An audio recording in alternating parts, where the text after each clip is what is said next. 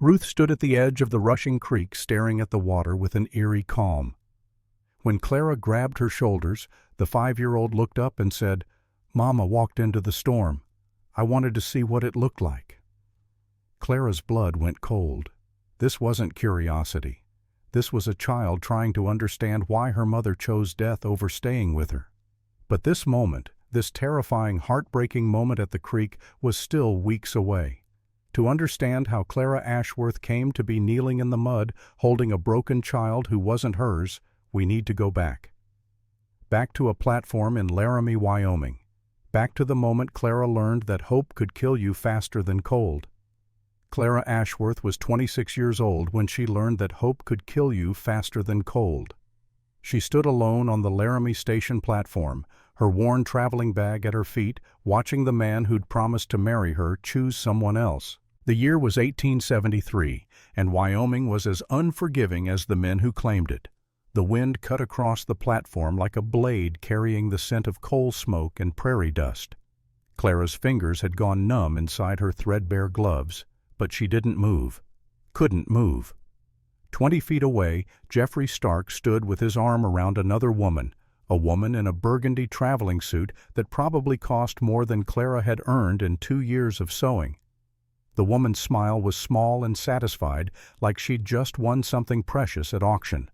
Clara's traveling bag sat at her feet, containing everything she owned: 3 dresses, 2 worn but carefully mended, a sewing kit with needles she'd sharpened herself, her mother's Bible, the only thing that had survived the diphtheria that took both her parents when she was 8.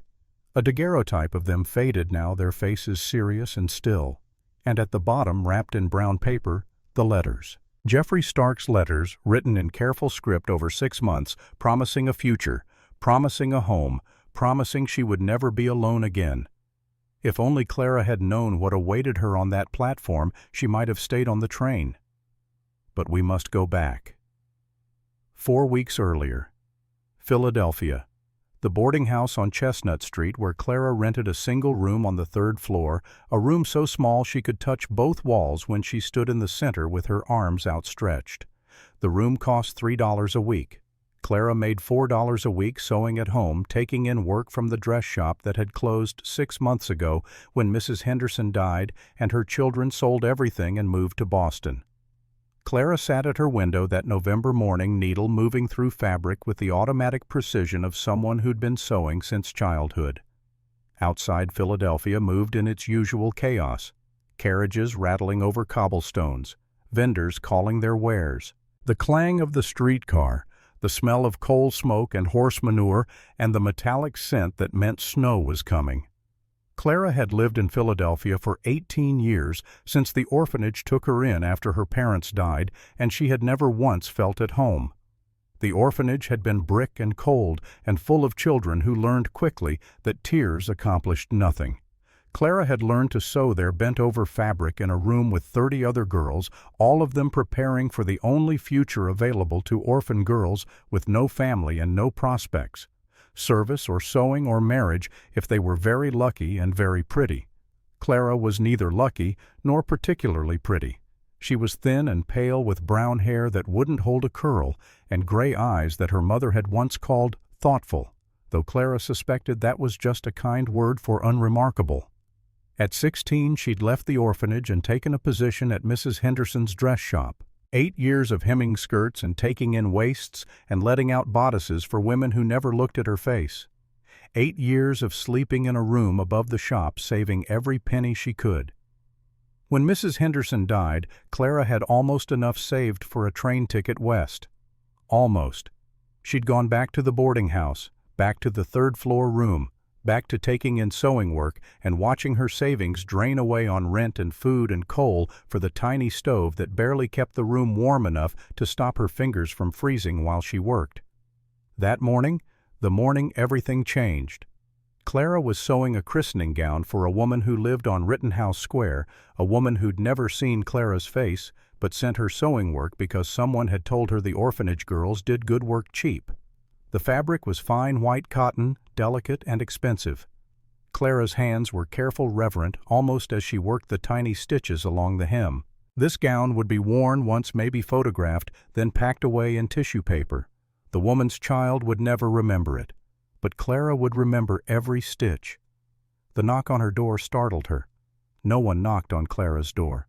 The landlady left rent notices under it. The other boarders, mostly clerks and shop girls, and one elderly widow, never spoke to her beyond polite nods in the hallway. She opened the door to find Mrs. Brennan, the widow from the second floor, holding a newspaper. Mrs. Brennan had kind eyes behind wire-rimmed spectacles and a habit of leaving day-old bread outside Clara's door when she thought no one was looking. "I saw this," Mrs. Brennan said, holding out the newspaper folded to the back pages. "Thought you might want to see it." Clara took the newspaper. The section Mrs. Brennan had marked was the matrimonial advertisements. Clara had looked at them before idly, the way you might look at dresses in a shop window when you knew you'd never afford them. Men seeking wives, mostly farmers and miners and businessmen in territories where women were scarce. The advertisements were usually brief practical listing requirements like livestock descriptions. Must be healthy, must be of good character, must be willing to work. But one advertisement was different.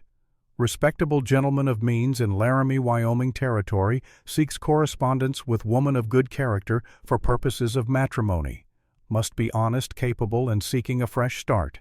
No family ties necessary. Reply to Jeffrey Stark, General Delivery, Laramie. No family ties necessary. Clara read those words 3 times. "He sounds decent," Mrs. Brennan said quietly. "Some of them just want servants they don't have to pay. But this one, he sounds like he might be different." Clara looked up at the older woman. "Why show this to me, Mrs.?" Brennan's expression was gentle. "Because you're 26 years old, and you've been alone since you were a child, and you deserve better than dying in a boarding house room, still sowing other people's happiness." That afternoon, Clara wrote a letter. She kept it simple, honest. She was 26, orphaned young, had supported herself through sewing, had no family ties, sought a fresh start and a home. She didn't lie about being pretty or accomplished.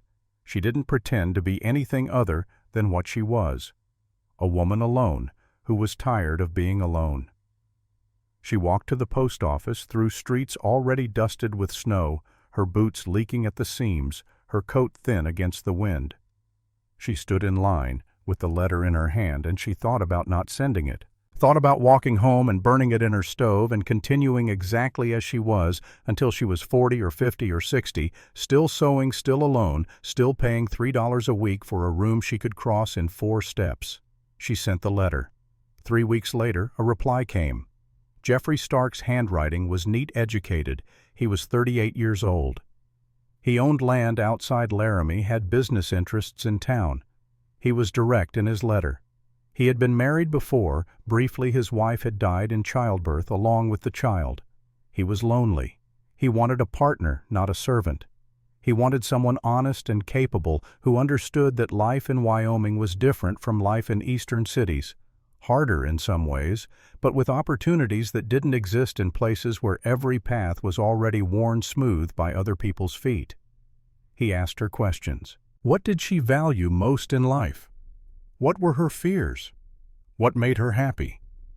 Clara wrote back that night, sitting at her window with the last of her candle burning. She told him she valued honesty because she'd had so little of it in her life. She told him she feared dying alone and forgotten.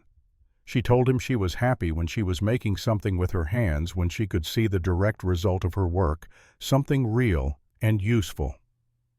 The correspondence continued through winter, once a week, sometimes twice. Letters traveling between Philadelphia and Wyoming, each one revealing a little more.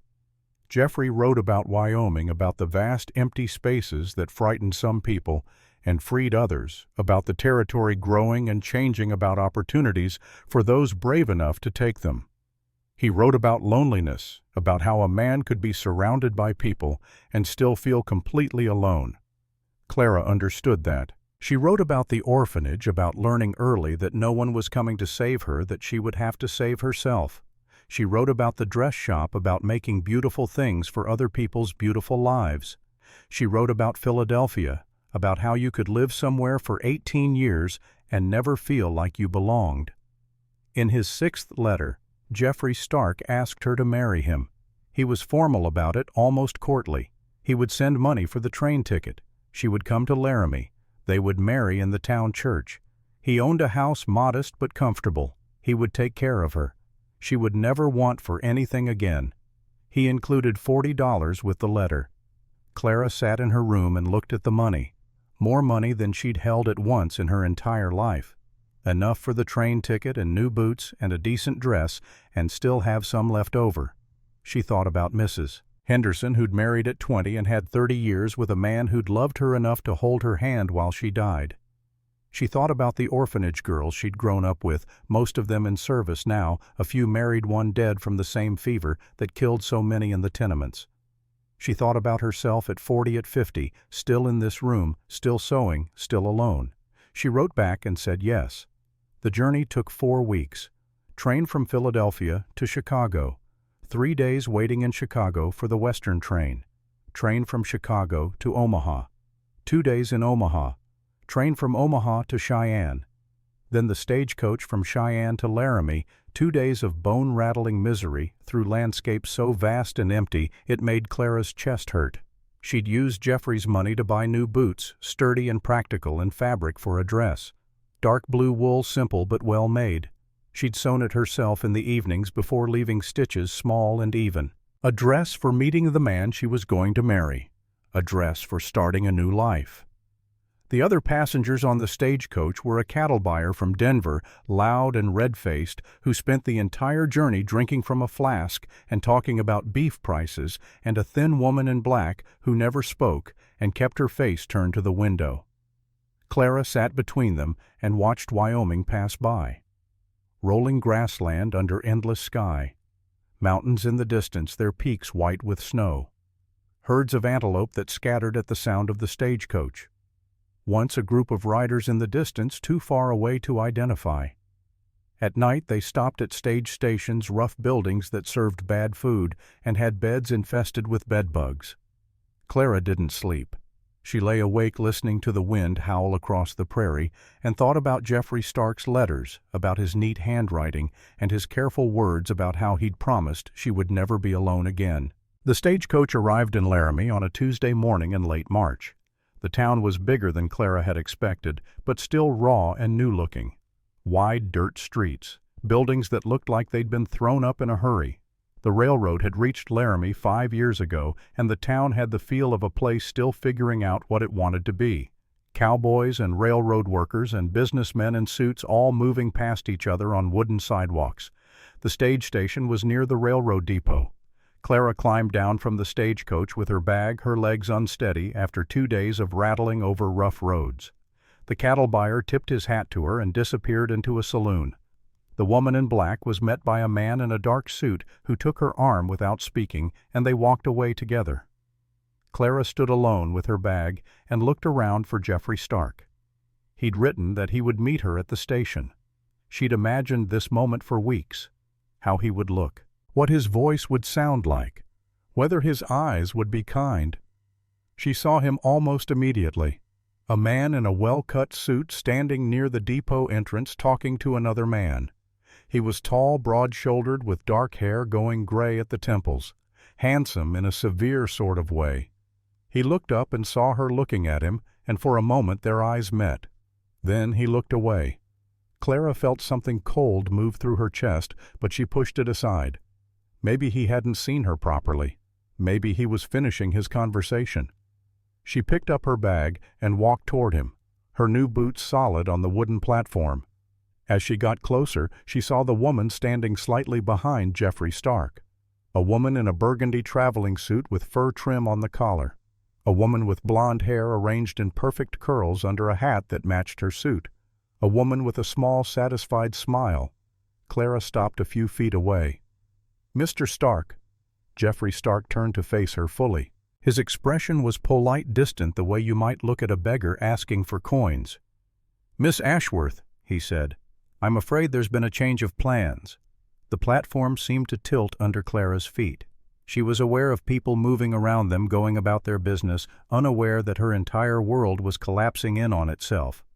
"I don't understand," she said, and hated how small her voice sounded. "This is Miss Harriet Bowen," Jeffrey said, gesturing to the woman beside him. "From Boston. She arrived last week with excellent references and a substantial dowry. I'm sure you understand that a man in my position must consider all factors when choosing a wife." The woman Harriet didn't say anything. She just kept smiling that small smile, her hand tucked into the crook of Jeffrey's arm like it belonged there. Clara's traveling bag slipped from her fingers and hit the platform with a soft thud. "You wrote to me," she said. "You sent money for the ticket. You asked me to marry you." "I offered the possibility of marriage," Jeffrey said, "subject to mutual satisfaction upon meeting. I'm sure a sensible woman like yourself understands that letters can only convey so much. Miss Bowen is more suitable for my needs." People were starting to notice now. A few passengers waiting for the eastbound train, a woman with 2 children, the station master, all of them watching this scene play out like street theater. Clara felt heat rising in her face, shame and anger mixing together until she couldn't tell them apart. "You sent me money. I came all this way because you promised." "I sent money for a ticket," Jeffrey said. His voice was calm, reasonable, like he was explaining something to a child.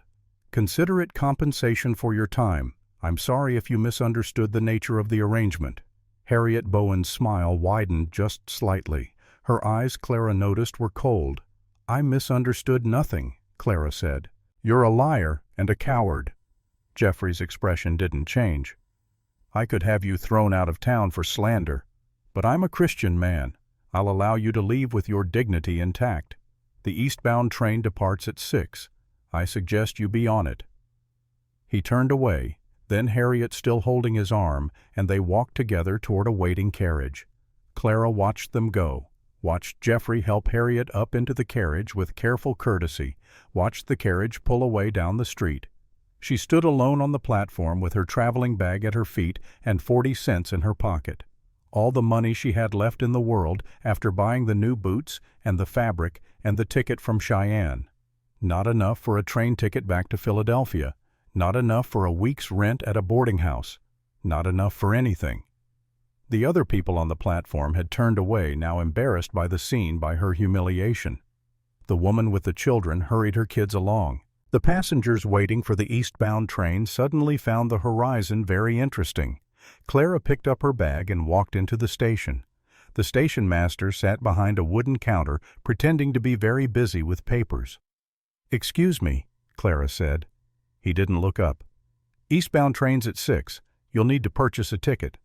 "How much is a ticket to Philadelphia?" $23. Clara felt the words like a physical blow. $23. She had 40 cents. "Is there anything cheaper?" she asked. "Any work I can sew, I can clean, I can do laundry." Now the station master looked up. His expression was not unkind, but it wasn't hopeful either. "Try the boarding houses. Mrs. Briggs on 2nd Street sometimes takes on help. But I'll be honest with you, miss. Single women don't fare well out here without protection. Man like Stark spreading word you're trouble, you might not find anyone willing to take you on." Clara nodded slowly. "Thank you." She walked outside into the March afternoon. The sun was bright and cold. The wind smelled like sage and distance. The town spread out before her, wide streets and wooden buildings and mountains in the far distance. A place that had seemed like hope 4 weeks ago when she was sitting in her boarding house room in Philadelphia. A place that now felt like the edge of the world. She found a bench near the depot and sat down, her bag beside her, her hands folded in her lap.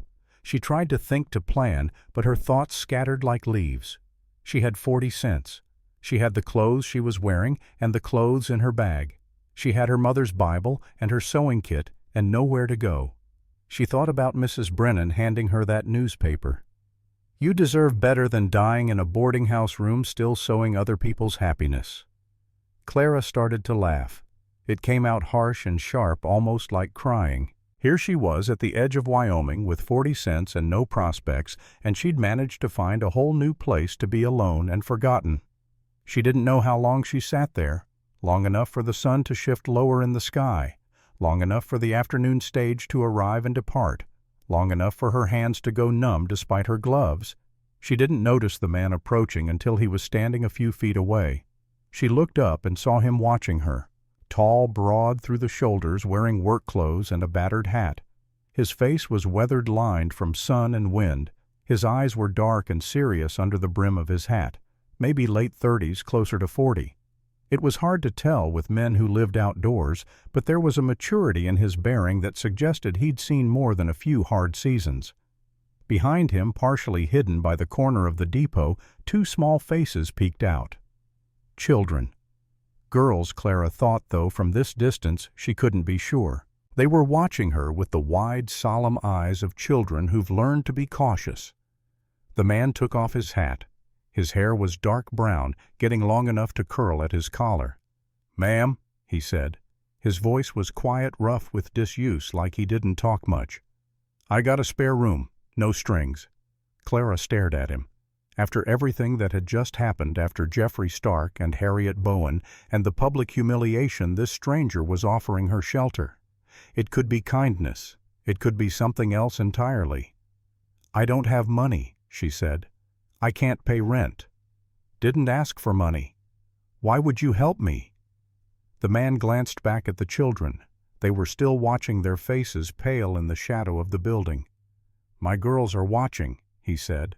"I won't dishonor them by lying." He looked back at Clara. "I need help with them. You need a place to stay. That's a trade, not charity." Clara looked at the children.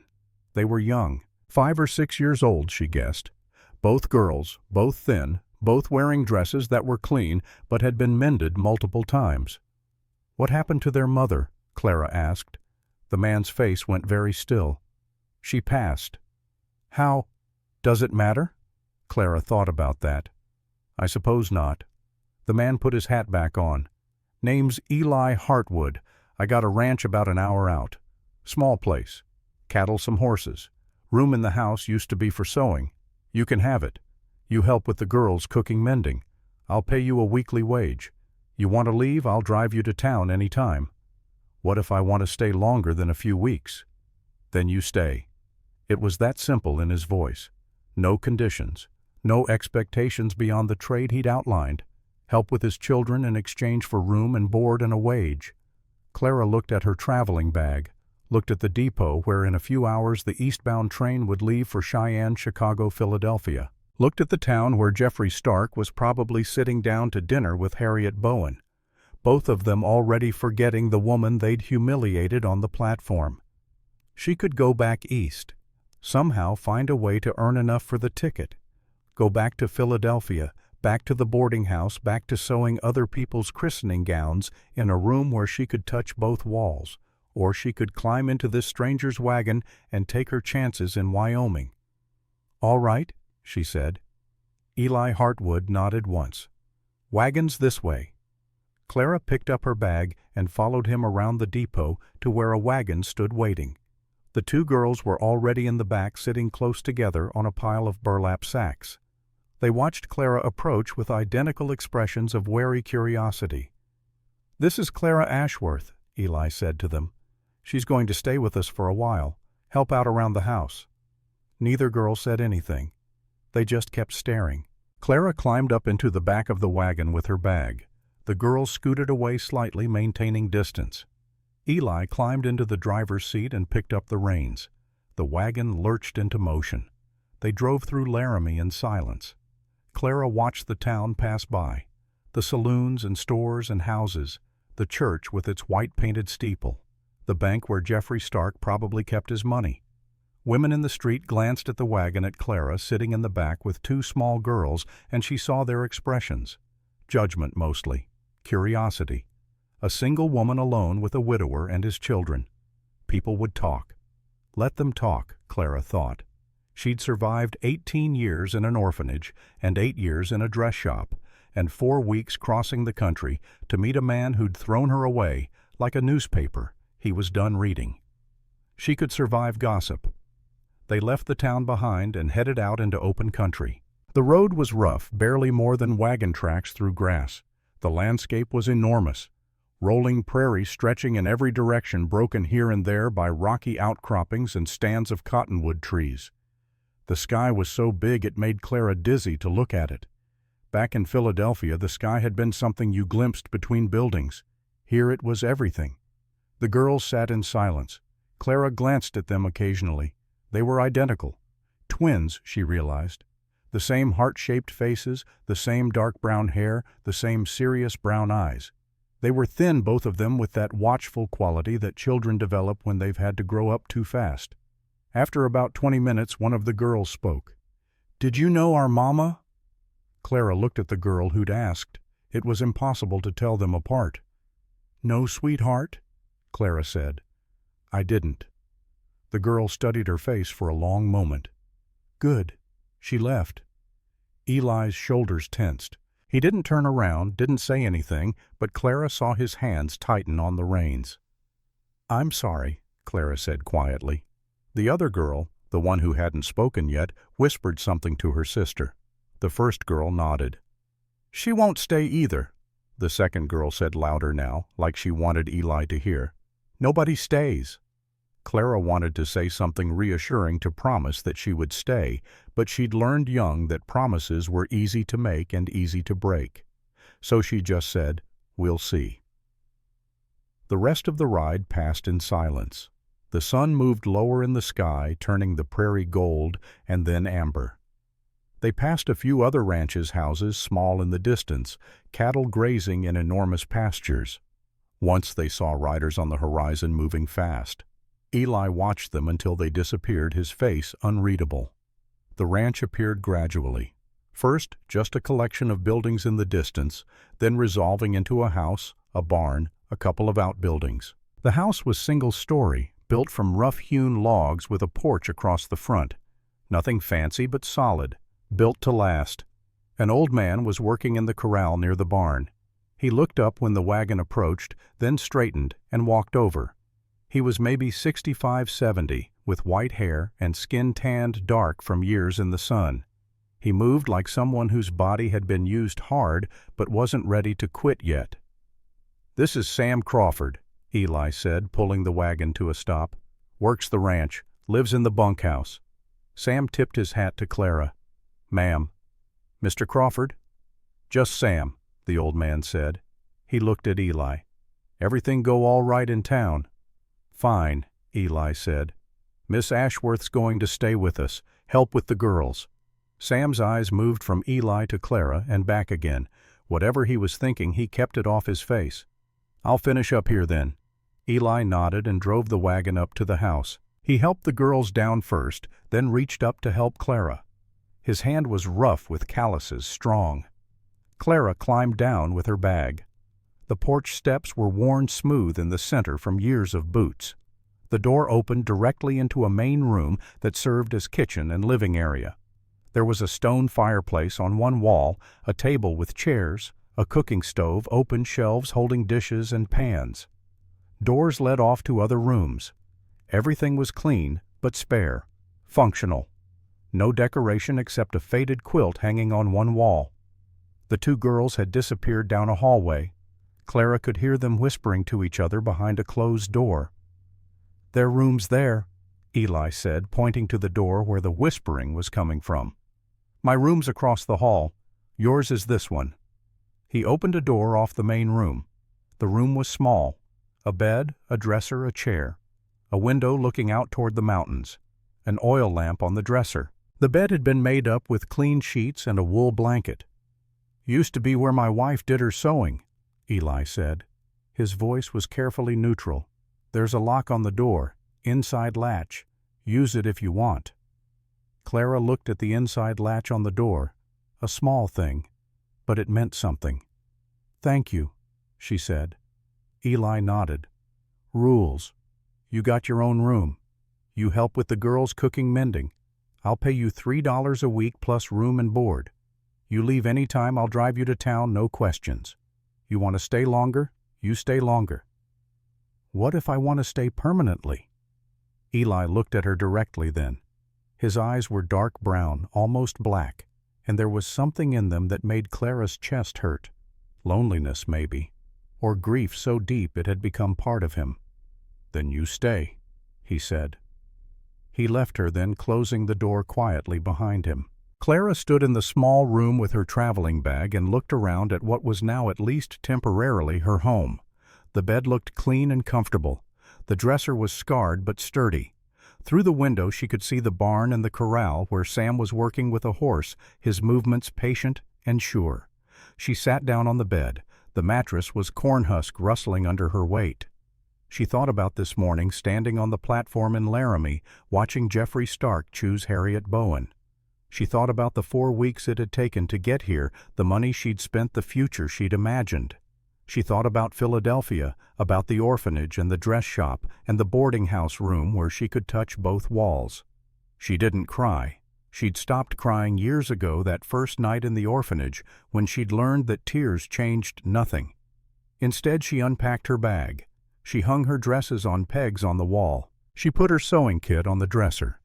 She placed her mother's Bible on the small table beside the bed and the daguerreotype of her parents next to it.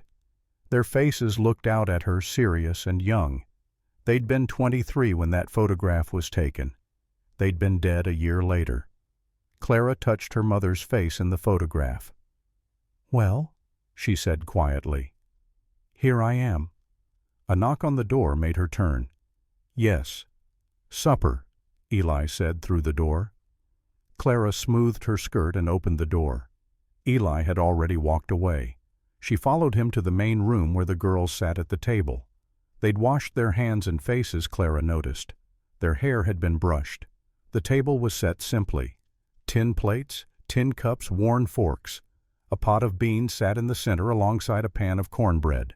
Basic food, but there was plenty of it. Clara sat down. The girls watched her. Eli served food onto their plates without speaking, his movements economical. He gave Clara a plate, then served himself. "We say grace," he said. Everyone bowed their heads. Clara followed suit. "For what we have, we're grateful," Eli said. "Amen." "Amen," the girls echoed. They ate in silence. The beans were plain but well cooked. The cornbread was slightly burned on the bottom but still good. Clara ate slowly, aware of being watched by the 2 girls across the table. Finally, one of them spoke. "I'm May," she said. "I'm the oldest." "By 4 minutes," the other girl said. "I'm Ruth." "Pleased to meet you both," Clara said. May studied her with serious eyes. "Can you cook?" "Some. I can learn whatever I don't know." "Can you sew?" "Yes, I was a seamstress in Philadelphia." "Mama could sew," Ruth said quietly. The temperature in the room seemed to drop. Eli kept eating, but Clara could see the tension in his shoulders. "I'm sure she was very good at it," Clara said carefully.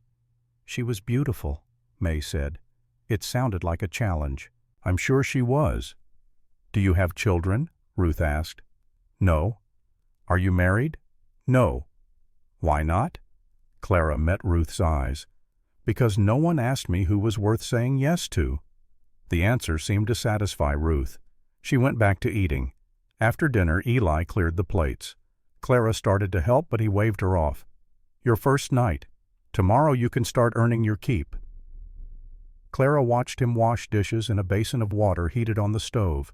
His movements were practiced, efficient. A man used to doing things for himself. May and Ruth disappeared into their room again. Clara could hear them whispering. After a few minutes, Eli dried his hands and went to their door, knocked softly. "Bedtime." More whispering. Then May's voice, uncertain. "Will you tell us a story?" Eli's hand rested on the doorframe. "Not tonight.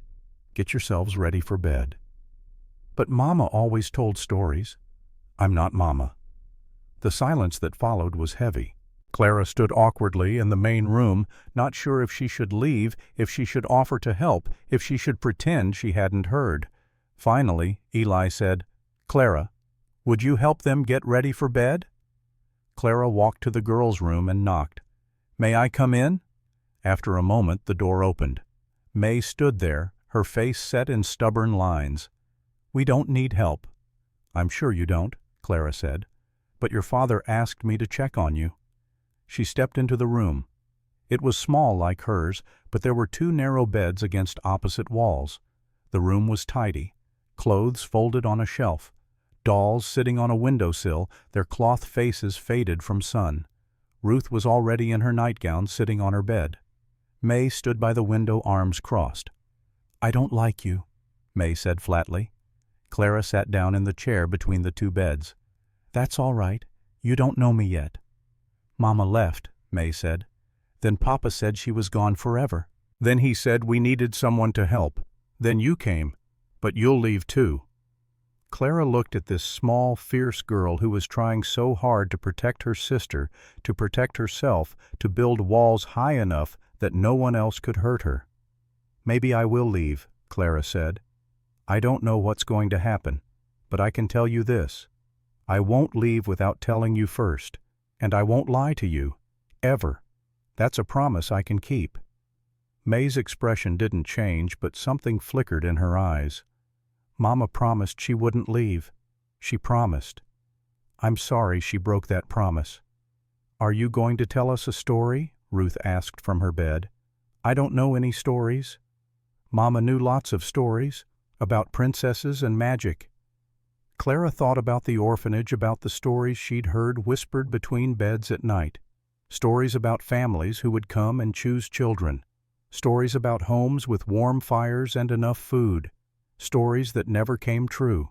"I don't know stories about princesses," Clara said, "but I know a story about a girl who lived in a big city and decided to be brave enough to go somewhere she'd never been before. Would you like to hear that one?" Ruth nodded. May stayed by the window, but Clara noticed she'd uncrossed her arms. Clara told them about Philadelphia, not the real Philadelphia, not the cold and the poverty and the loneliness. She told them about tall buildings and streetcars and ships in the harbor. She told them about the girl who'd never seen mountains or prairie grass or sky that went on forever.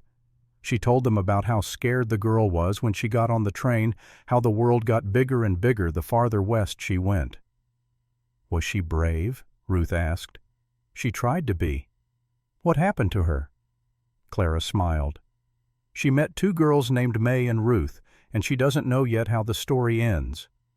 Ruth seemed satisfied with that. She lay down and pulled her blanket up. May finally moved from the window and got into her own bed. Clara stood. "Good night." "Wait," May said. "The lamp." Clara turned down the lamp until the room was dark except for moonlight through the window. "Good night," she said again. This time only Ruth answered. "Good night, Clara." Clara closed their door and went back to the main room. Eli was sitting at the table with a cup of coffee papers spread in front of him, ranch accounts from the look of them. "They settled?" he asked without looking up. "Yes." "Thank you." Clara hesitated. "Mr. Hartwood." Now he looked up. "What do you want me to call you?" He thought about that. "Eli's fine." "Eli, then. And I'm Clara." He nodded and went back to his papers. Clara went to her room and closed the door. She didn't latch it. She didn't know why. She just left it unlocked. She got ready for bed in the dark, not bothering to light the lamp. She could see well enough by moonlight. The sheets were clean and smelled like sage.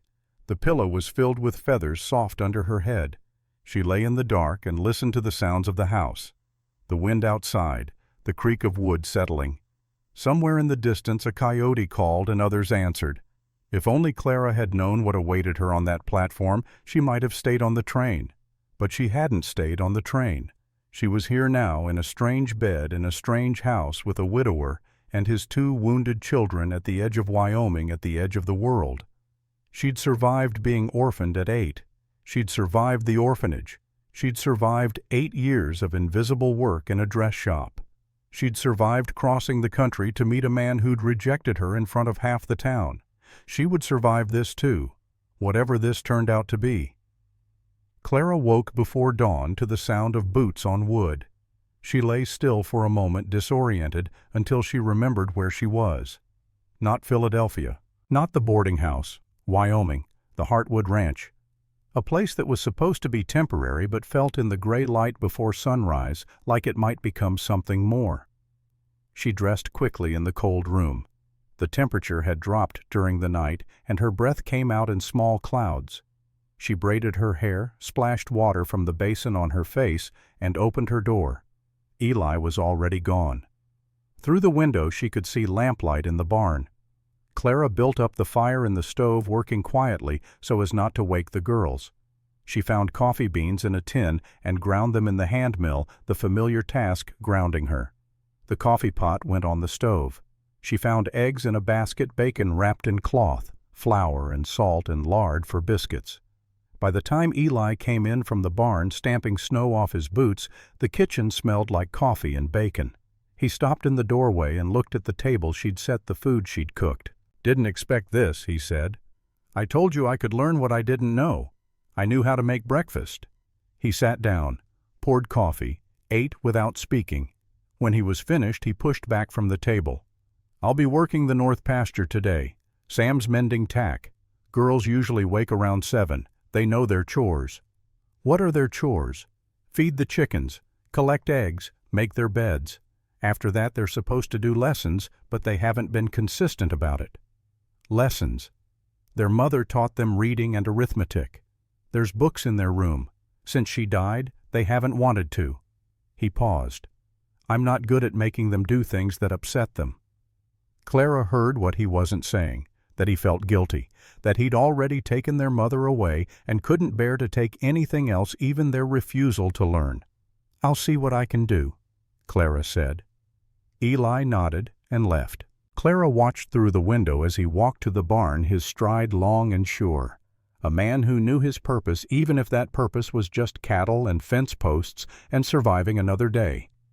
May and Ruth emerged from their room exactly at 7, like they had internal clocks. They were already dressed, their hair brushed but not braided. They looked at Clara with identical expressions of wary curiosity. "Your father said you have chores," Clara said. "We know," May said. She went to the door and pulled on a coat that was slightly too big for her. Ruth did the same. They went outside without another word. Clara washed the breakfast dishes and explored the house properly. It was simple. The main room where they ate and cooked, a small parlor off to one side with 2 chairs and a bookshelf holding maybe 20 books. Eli's room door closed. The girls' room, her room, that was all. She went into the parlor and looked at the books. Some were practical. Cattle management, veterinary medicine for livestock. Others were surprising. Poetry, Shakespeare, a volume of Greek myths, a Bible well worn. At the end of the shelf, a group of books that looked like they'd been read more than the others. Novels mostly, adventure stories and romances. Clara pulled out one of the novels. The pages were dog-eared, marked with careful notes in the margins. The handwriting was different from Eli's, more flowing, more decorative. These had been his wife's books. She put the book back carefully and returned to the kitchen. May and Ruth came back in with a basket of eggs. 12 of them, Clara counted. The girls hung up their coats and stood looking at her. "What now?" Ruth asked. "Now you do your lessons." May's face closed up. "Don't want to." "Why not?" "Because Mama's not here to teach us." Clara pulled out a chair at the table. "Show me what you were learning." Neither girl moved.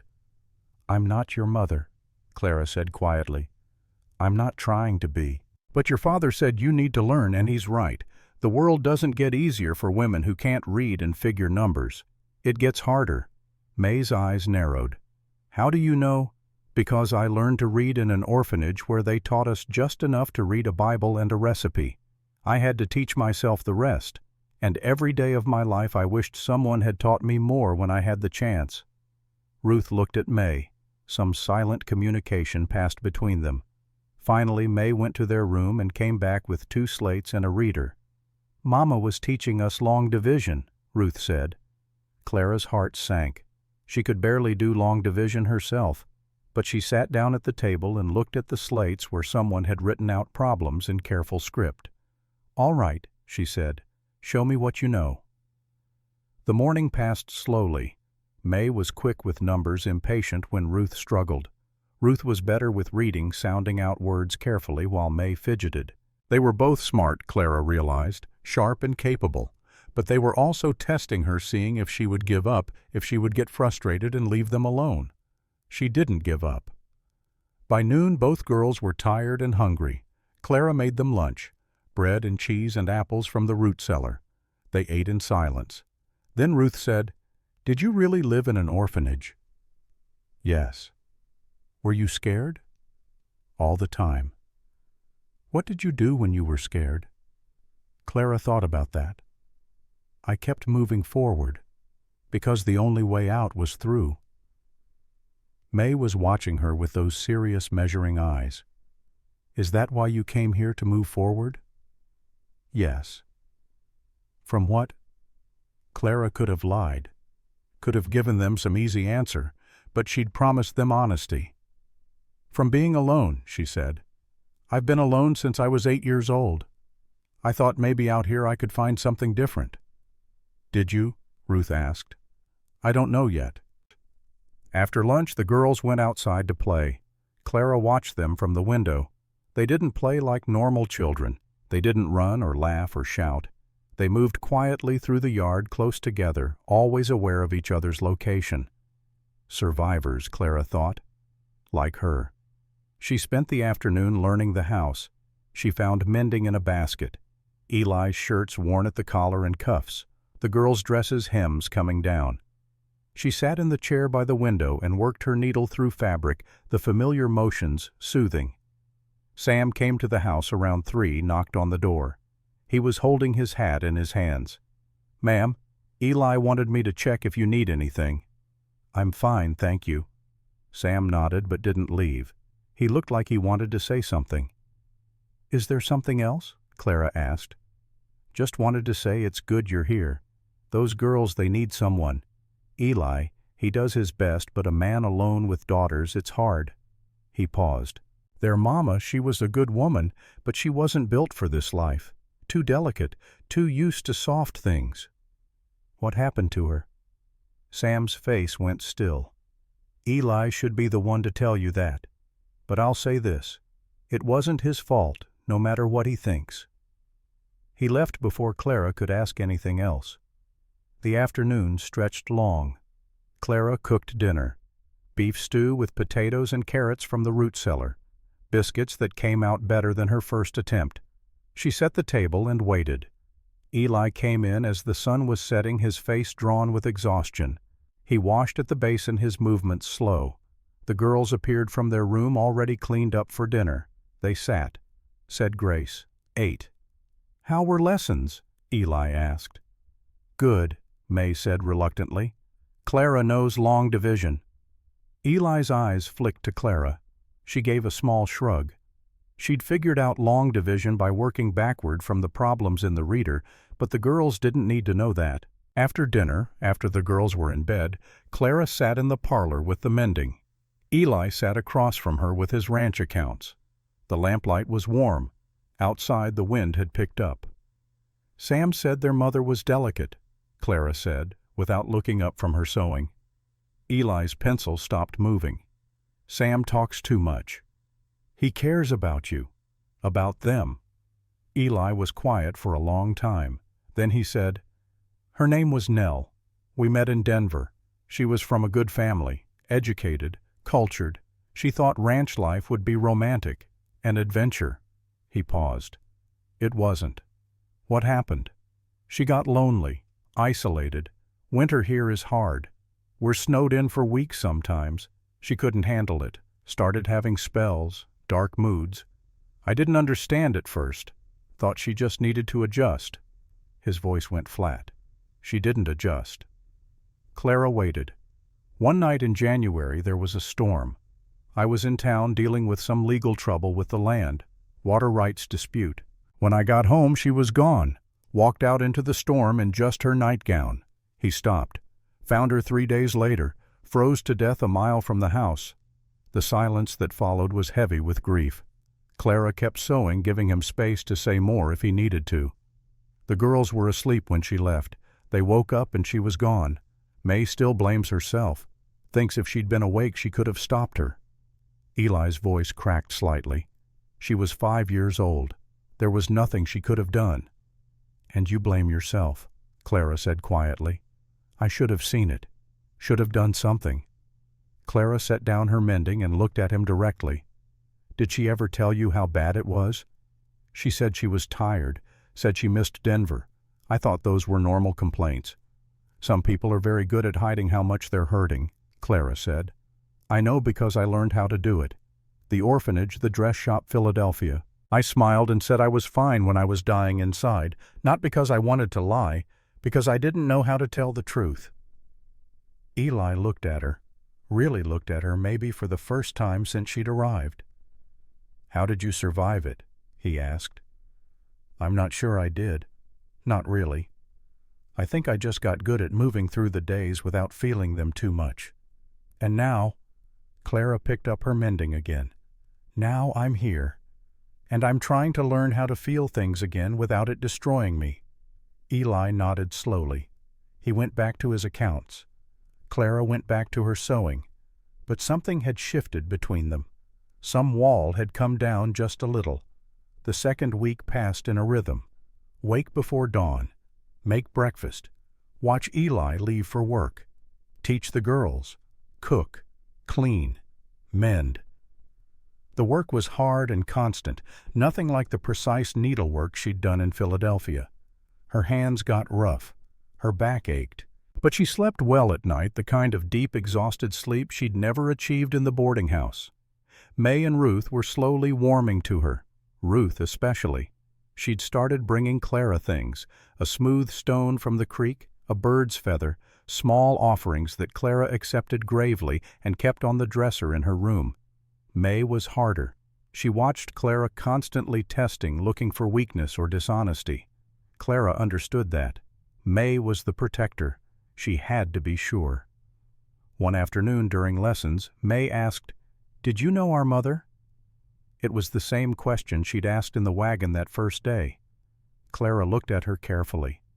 "No, I never met her." "She was beautiful. Everyone said so."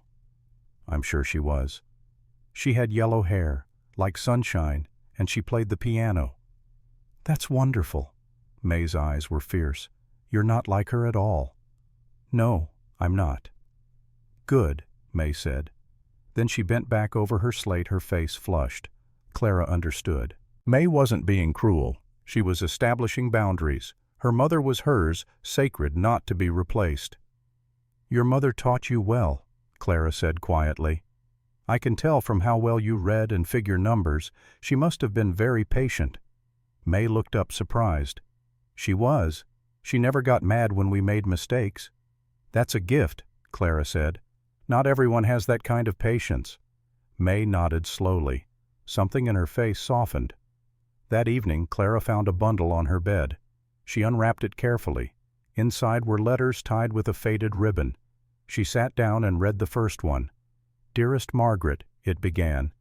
The handwriting was the same as the notes in the books. Nell's handwriting. Clara knew she shouldn't read these. They were private, meant for someone else. But the letters were here in her room, and she needed to understand what had happened in this house, needed to know what shadows she was walking into. She read through the night. The letters were addressed to Nell's sister in Denver. They'd never been sent. Nell had written them but never mailed them, like she'd been trying to have a conversation with someone who wasn't there. The early letters were hopeful. Nell wrote about the ranch, about Eli, about the girls, about how quiet it was, how big the sky was, how different from Denver. She wrote about learning to cook on a wood stove and make her own bread and tend a garden. She wrote about the beauty of the landscape, the mountains in the distance, the way storms rolled in across the prairie. But as the letters progressed, the tone changed. Nell started writing about the silence, about how it pressed in on her, about how she could go days without seeing another woman, weeks without a real conversation, about how Eli was kind but quiet, gone from dawn to dusk, working the ranch, about how the girls needed her, but she felt like she was disappearing into their needs, into the endless work, into the vast, empty space. "I love them, but I'm disappearing," Nell wrote. "The silence is eating me alive. I wake up and I don't know who I am anymore. Margaret, I don't know what to do. I feel like I'm drowning and there's no water, just air and space and silence forever." The last letter was dated 2 days before she died. I can't do this anymore. I've tried so hard, but I'm not strong enough. The girls deserve better. Eli deserves better. Someone who isn't broken. Someone who can survive this. I thought I could be that person. I was wrong. Clara set the letters down with shaking hands. She understood now. Nell hadn't just walked into a storm. She'd walked away from a life that was killing her even though leaving meant dying. It was the math of desperation. Stay and disappear slowly, or leave and end it quickly. Clara looked around her small room. The narrow bed. The window looking out at endless sky. The silence pressing in from all sides. She thought about the boarding house in Philadelphia. The cramped room where she could touch both walls. The noise of the city. The loneliness of being surrounded by people who didn't see you. She thought about being here, the different loneliness of being surrounded by space and silence. Was she doing the same thing Nell had done? Coming here thinking she could be someone different, someone stronger, only to find out she was just as breakable. She got up and walked to the window. Outside, the moon was nearly full, turning the prairie silver. The mountains were dark shapes against a sky full of stars. It was beautiful. It was also pitiless. Nature didn't care if you survived or not. A sound made her turn. May stood in the doorway of Clara's room, her nightgown white in the dim light. "I heard you walking," May said. "I'm sorry. I didn't mean to wake you." May came into the room and saw the letters on the bed. Her face went very still. "Those are Mama's letters."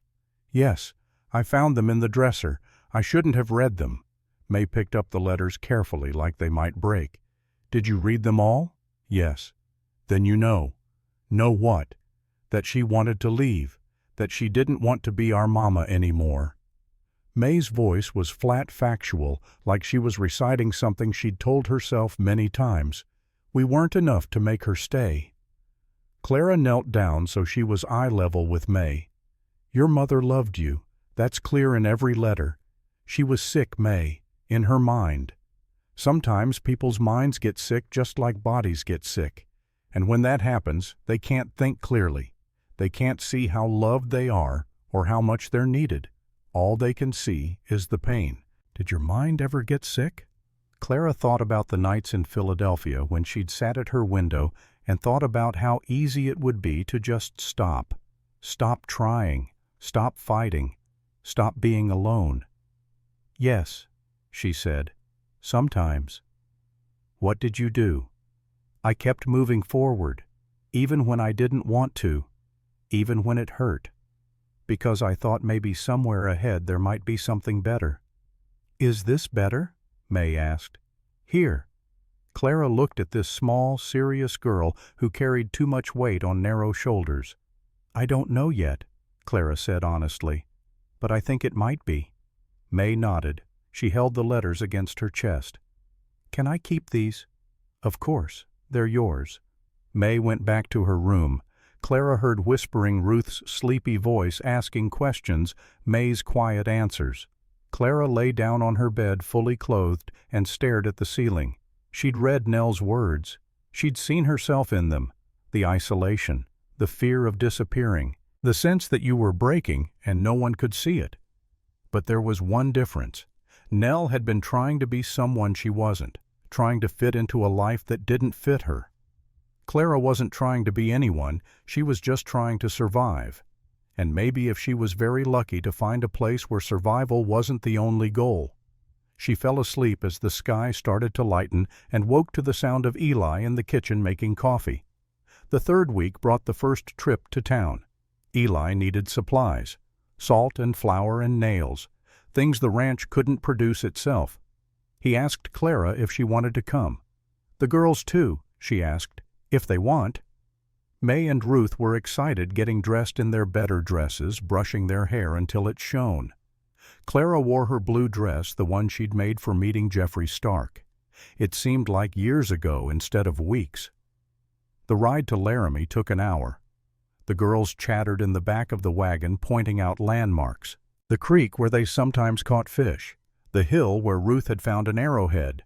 the place where they'd seen a bear last summer.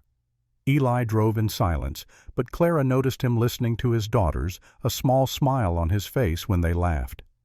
Laramie looked different in daylight, with the wagon rolling down the main street instead of Clara sitting alone on a bench with 40 cents in her pocket.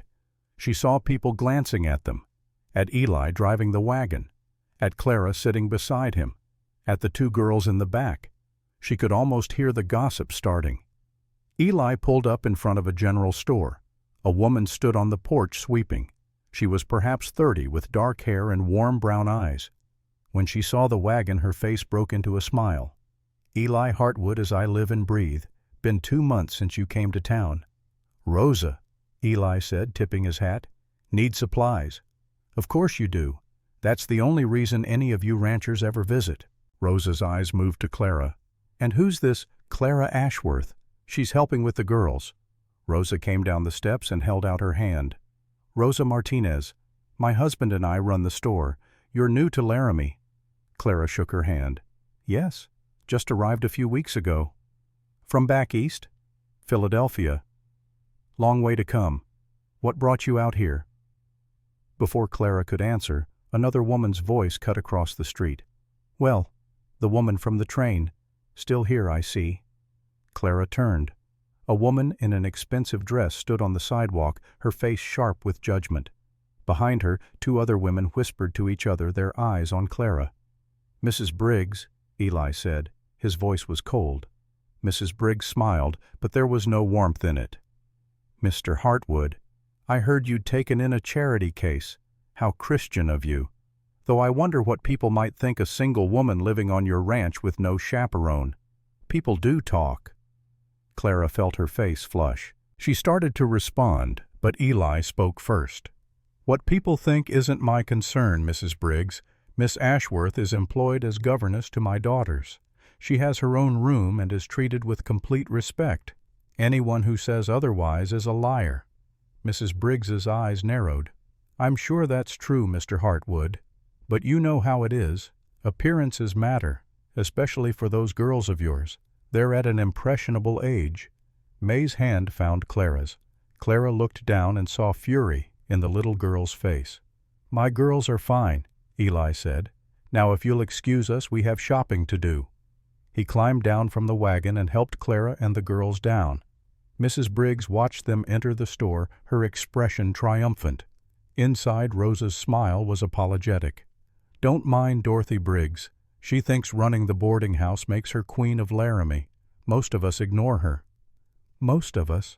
Clara asked. "The ones worth knowing."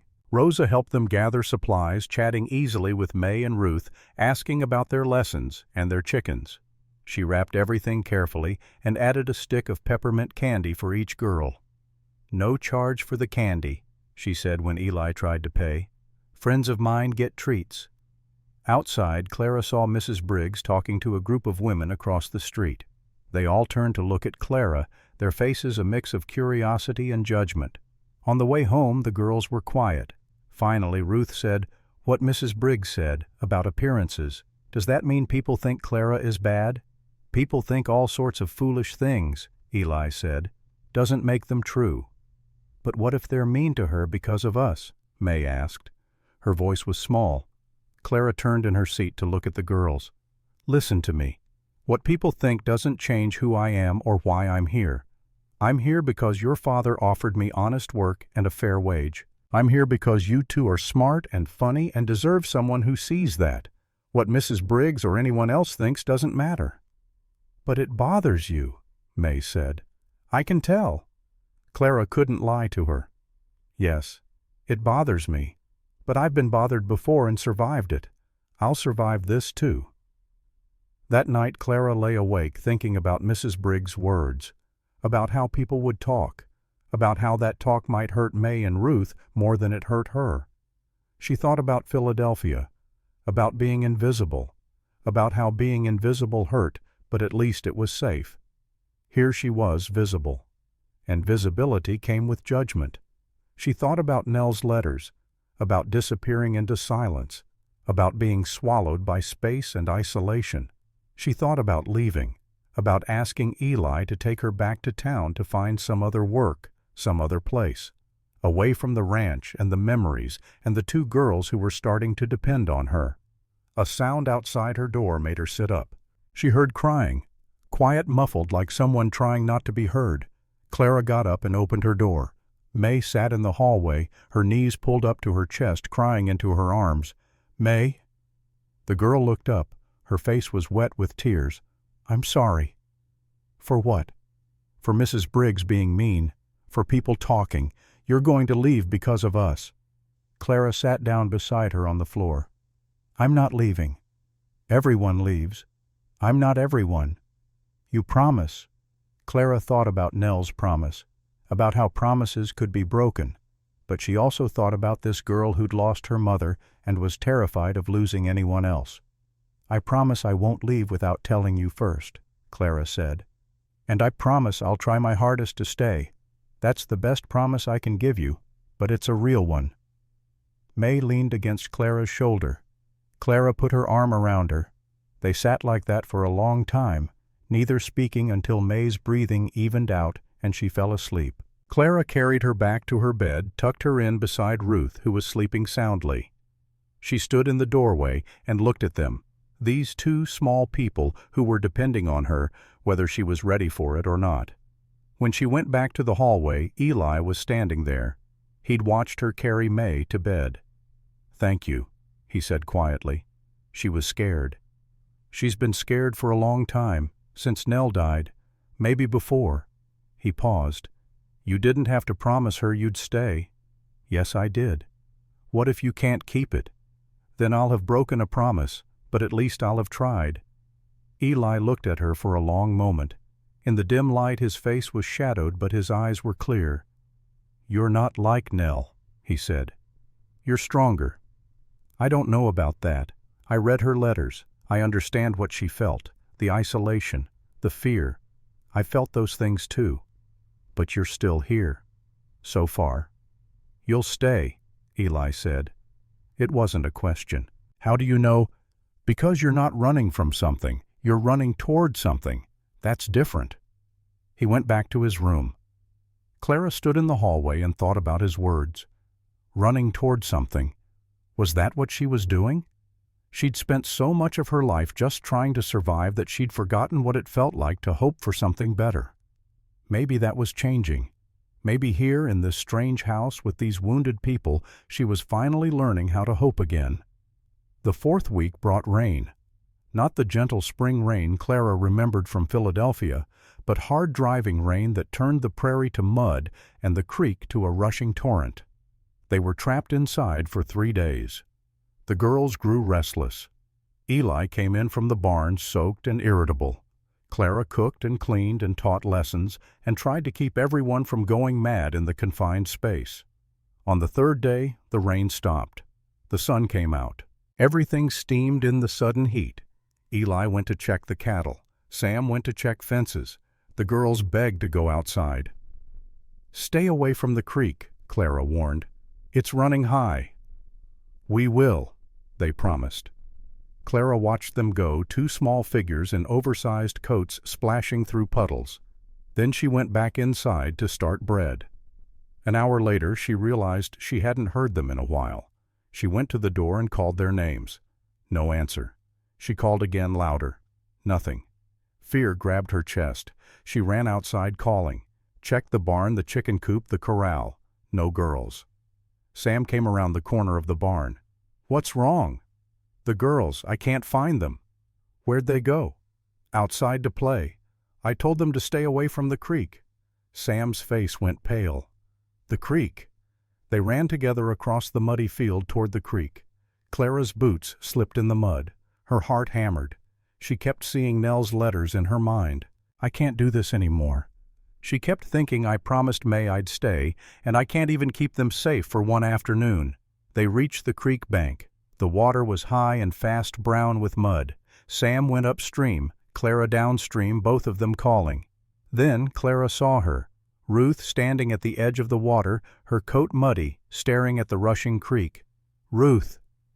The girl didn't turn, didn't move, just stood there watching the water like she was hypnotized. Clara ran to her, grabbed her shoulders. "Ruth, what are you doing? Where's May?" Ruth looked up at her. Her face was eerily calm. "Mama walked into the storm. I wanted to see what it looked like." Clara's blood went cold. "Where's May?" "She went to find Papa. I told her I'd wait here." Clara knelt in the mud and pulled Ruth against her chest. The girl was cold, shivering. How long had she been standing here? "Ruth, listen to me. Your mama was sick. She couldn't see how much you and May needed her. But I can see it. And I'm not going anywhere. Do you understand? I'm not your mama, but I'm here, and I'm staying." Ruth's calm face finally cracked. She started to cry big, gulping sobs that shook her whole body. Clara held her and let her cry, rocking her slightly, murmuring words that didn't mean anything, just sounds of comfort. May came running across the field, Eli behind her. When May saw Ruth crying in Clara's arms, she ran to them and threw her arms around both of them. I'm sorry," May was saying. "She wanted to see the creek and I said no, and she ran and I went to get Papa, and I'm sorry." Eli reached them, breathing hard. He saw his daughters clinging to Clara, all three of them muddy and crying. He knelt beside them and gathered all three into his arms. "It's all right," he said. "Everyone's all right." They walked back to the house in a tight group. Eli carried Ruth, who'd stopped crying but wouldn't let go of his neck. May held Clara's hand. Sam had gone back to his work, his face carefully neutral. Inside, Clara helped the girls out of their wet clothes and into dry ones. She made them hot tea with sugar. She sat them by the fire and wrapped them in blankets. Eli stood in the doorway watching. When the girls were settled, he gestured for Clara to follow him outside. They stood on the porch. The sun was setting, turning the wet prairie gold. "Thank you," Eli said. "I should have watched them better. They're quick and clever. It's hard to keep track of them every second." She said she wanted to see what the storm looked like, the storm that killed Nell. Clara's voice shook. She was standing at the edge of the water like she was thinking about walking in. Eli's face went gray. "Did she say that?" "No, but that's what it looked like."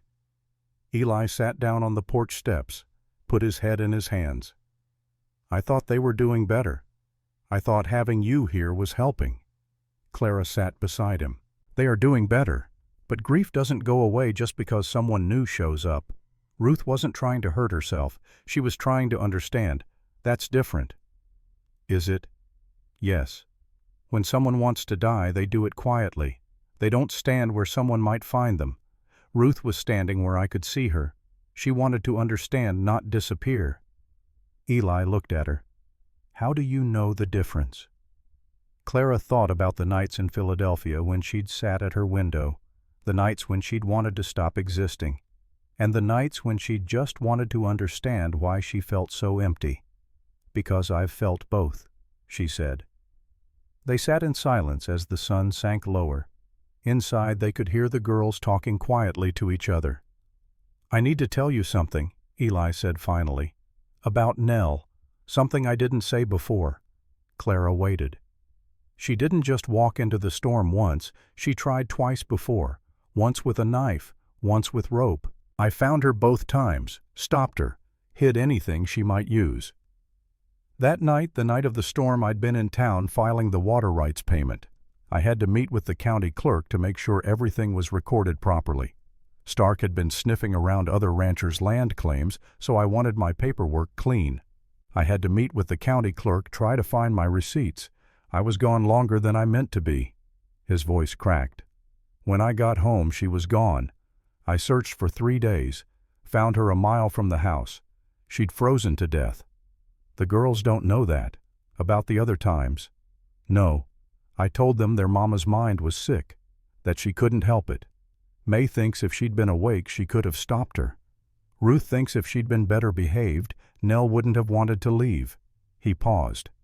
"I've tried to tell them it wasn't their fault, but they don't believe me. They will eventually, when they're ready." Clara looked at him. "It wasn't your fault either. I should have been there. And if you had been, maybe she would have tried again the next day or the day after. You can't save someone who doesn't want to be saved." You can love them. You can try. But in the end, they have to choose to stay. Did you ever choose not to stay? Eli asked quietly. Clara thought about how to answer that. I thought about it, more than once. In Philadelphia, there were nights when I thought about just stopping, walking away from everything. But I never did it. Why not? Spite maybe. Or stubbornness. I didn't want the world to win. I didn't want to disappear and have no one notice. She paused. And somewhere deep down, I thought maybe tomorrow would be different. It never was. But I kept thinking it might be. Is tomorrow different now? Clara looked out at the prairie at the last light fading from the sky. Yes, I think it might be. Eli stood up. I should check on the girls. He went inside. Clara stayed on the porch and watched the stars come out. So many stars. More than she'd ever seen in Philadelphia, where the city lights drowned them out. Out here the darkness was complete and the stars were brilliant. She thought about Ruth standing at the creek, about May running to get her father, about Eli trusting her with his daughters, with his grief, with the truth about Nell. She thought about Mrs. Briggs and her judgment, about the women in town who would talk, about how hard it would be to build a life here.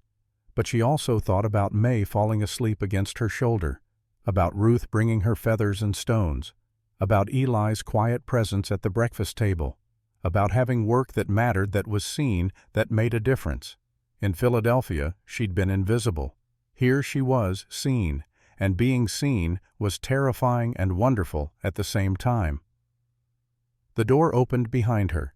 May and Ruth came out in their nightgowns, Ruth wrapped in a blanket. Papa said we could say good night, May said. They sat on either side of Clara on the porch steps. Ruth leaned against her. May sat close enough that their shoulders touched. Are you mad at me? Ruth asked. For going to the creek? No, I was scared. There's a difference. I won't do it again. Good. Clara, May said. Yes. You're not like Mama, but that's okay. We don't want you to be like Mama. We want you to be like you.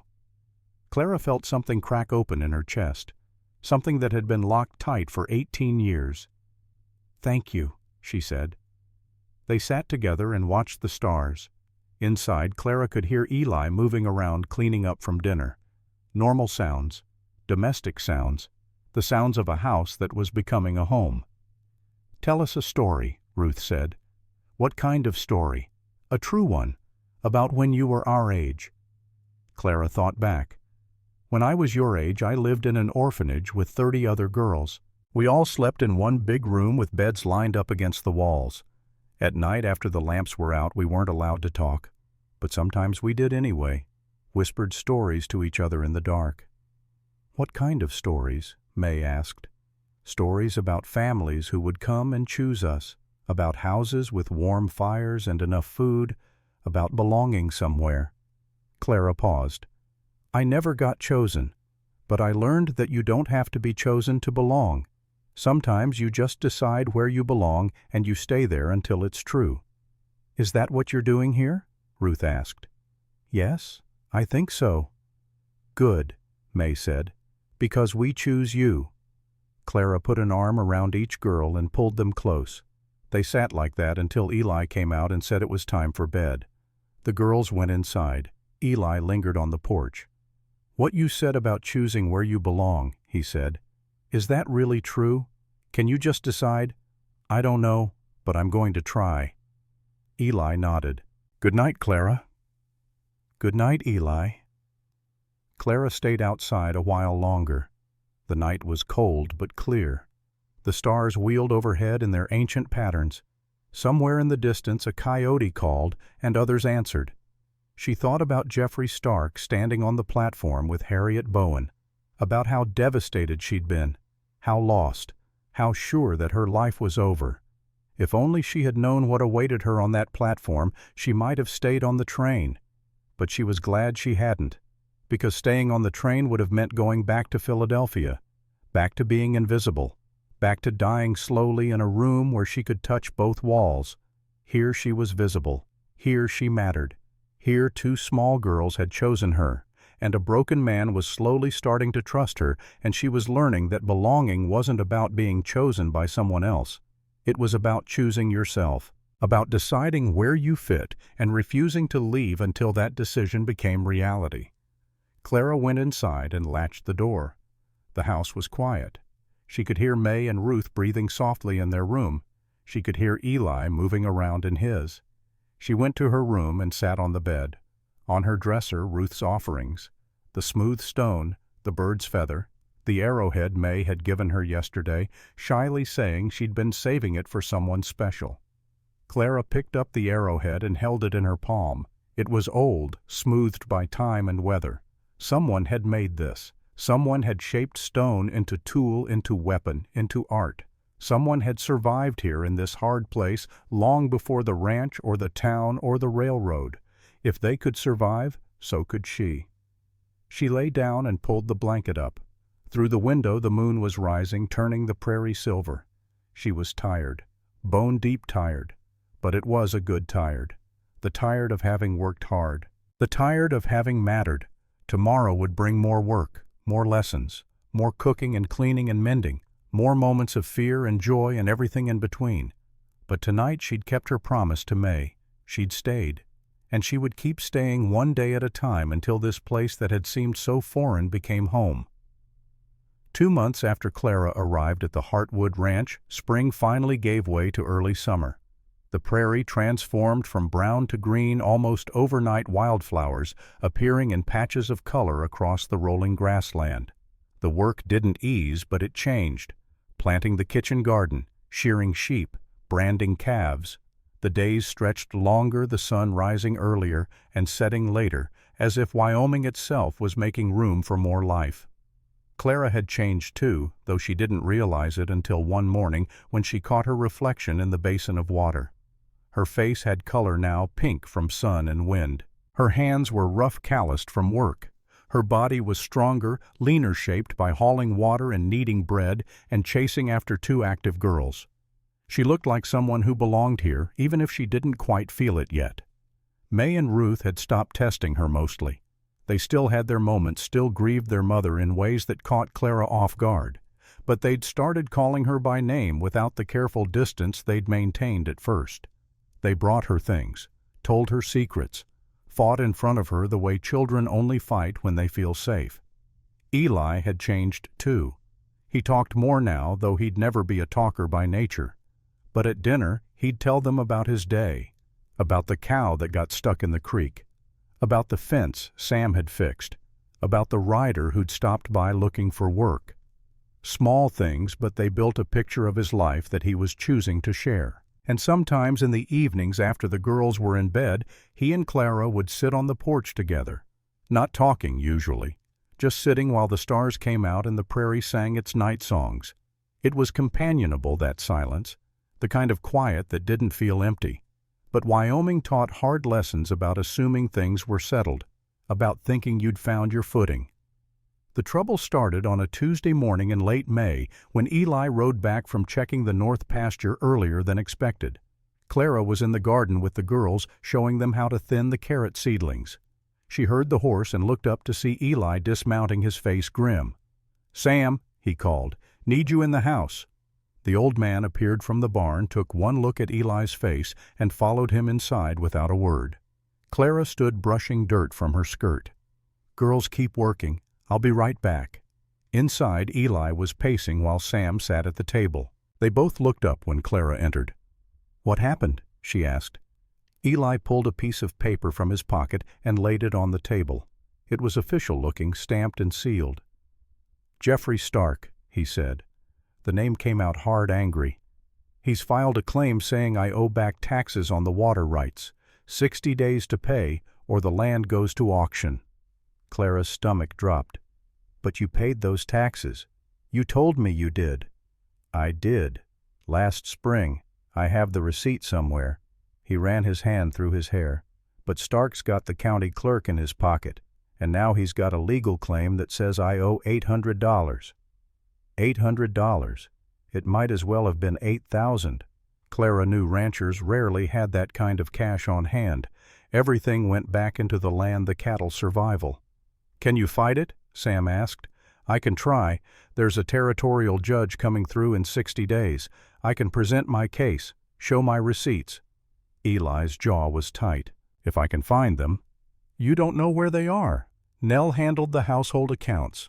After she died, I just paid bills and kept rough records. The detailed papers, receipts, all that they're somewhere in her things. I haven't gone through them."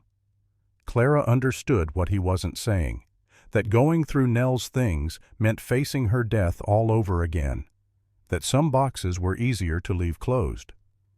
"I'll help you look," Clara said. Eli met her eyes. "You don't have to." "Yes, I do. This is my home now, too. I'm not letting Stark take it." Something flickered in Eli's expression. Surprise, maybe, or gratitude. "All right. After the girls are in bed, we'll start looking." That night Eli brought down 3 boxes from the storage space above his room. He set them on the table and stood looking at them like they might bite. "I haven't opened these since I packed them," he said. Clara touched his arm briefly. "We'll do it together." They opened the first box. It was full of Nell's clothes, carefully folded, dresses and fine fabrics now slightly musty from storage, a coat with fur trim, gloves, a hat with feathers. Clara lifted out a dress made of green silk and saw Eli's face go distant. "She wore that to the cattleman's ball in Cheyenne. First year we were married. She loved dancing." His voice was soft with memory. "I'm terrible at it, but she didn't care. She just laughed and said I'd learn." "Did you?" "No." A small smile. "But she danced with me anyway." They set the clothes aside and opened the second box. This one held books, some papers, a jewelry box with a few simple pieces. At the bottom, a bundle of letters tied with ribbon. Nell's unsent letters to her sister. Clara had read those. She didn't touch them. The third box was documents. Receipts, accounts, household records kept in Nell's neat handwriting. Eli and Clara went through them methodically.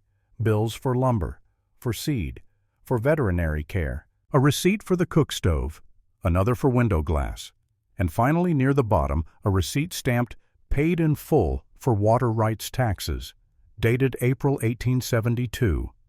Eli held it up, his hand shaking slightly. "This is it. This proves I paid." "Will the judge accept it?"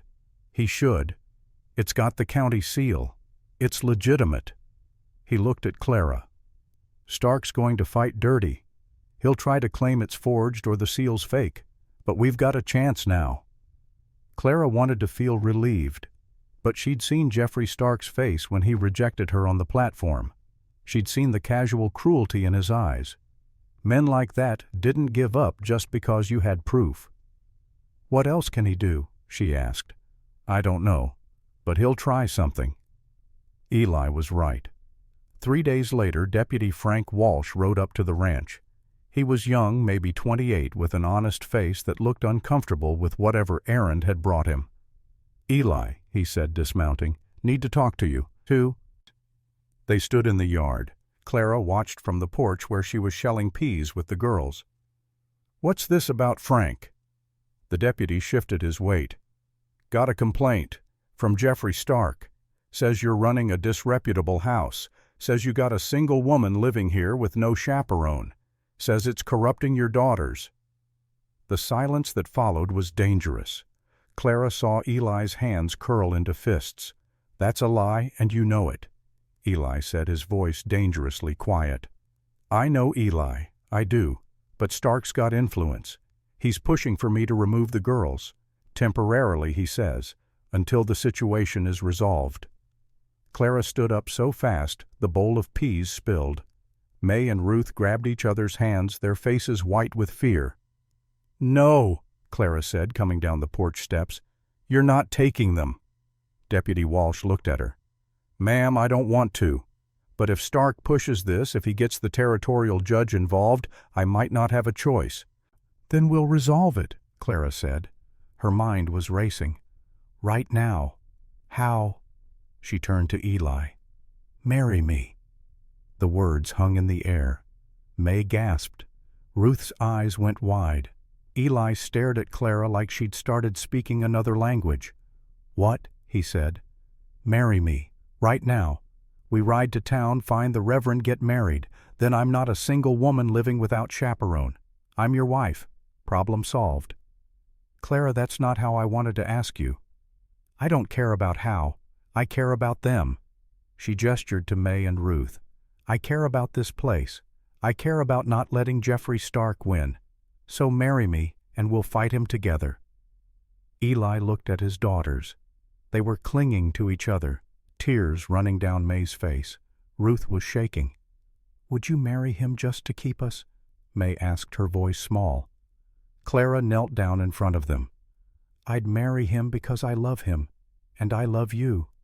And family protects each other. In that order. May's face crumpled. You love us. Of course I love you, both of you. You're brave and smart and funny, and you've let me into your lives when you had every reason to keep me out. How could I not love you? Ruth launched herself at Clara, wrapping her arms around her neck. May followed a second later.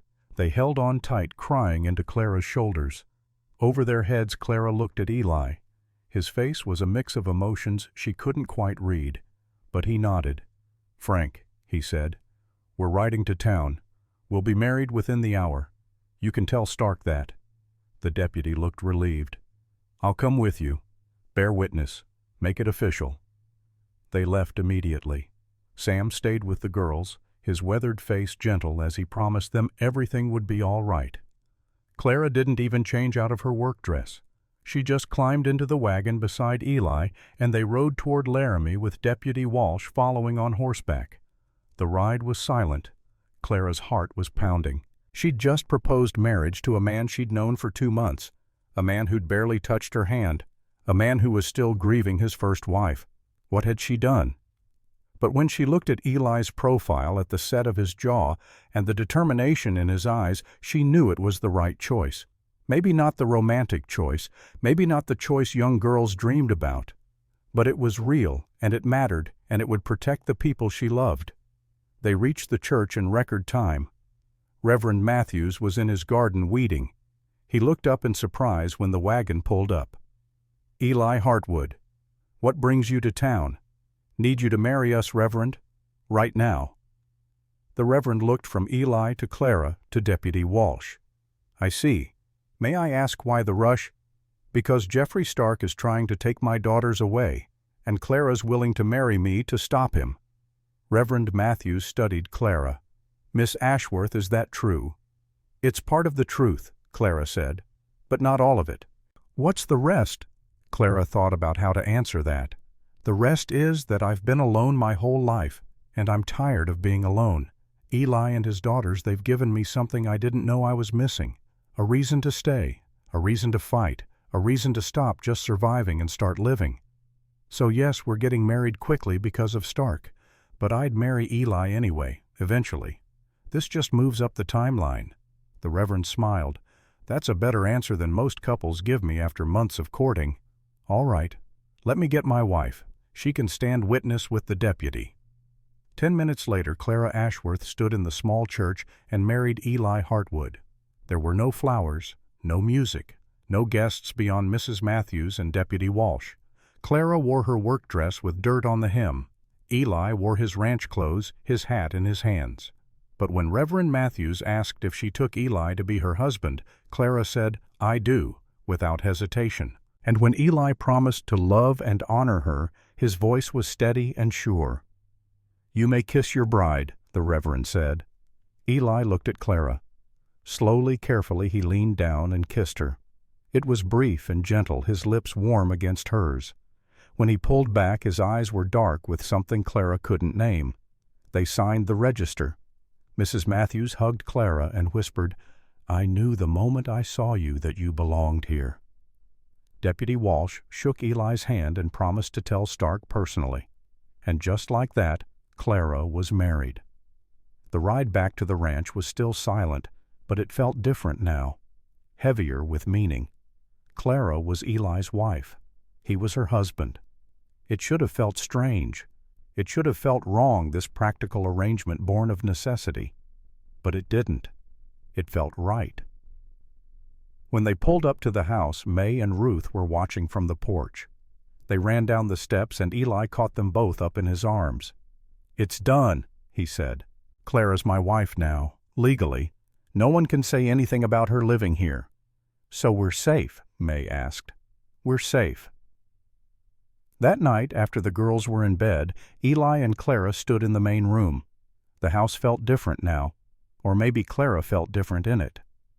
"You can still have your own room," Eli said quietly. "Nothing has to change." Clara looked at him. "Everything's changed, Eli. I'm your wife now." "In name."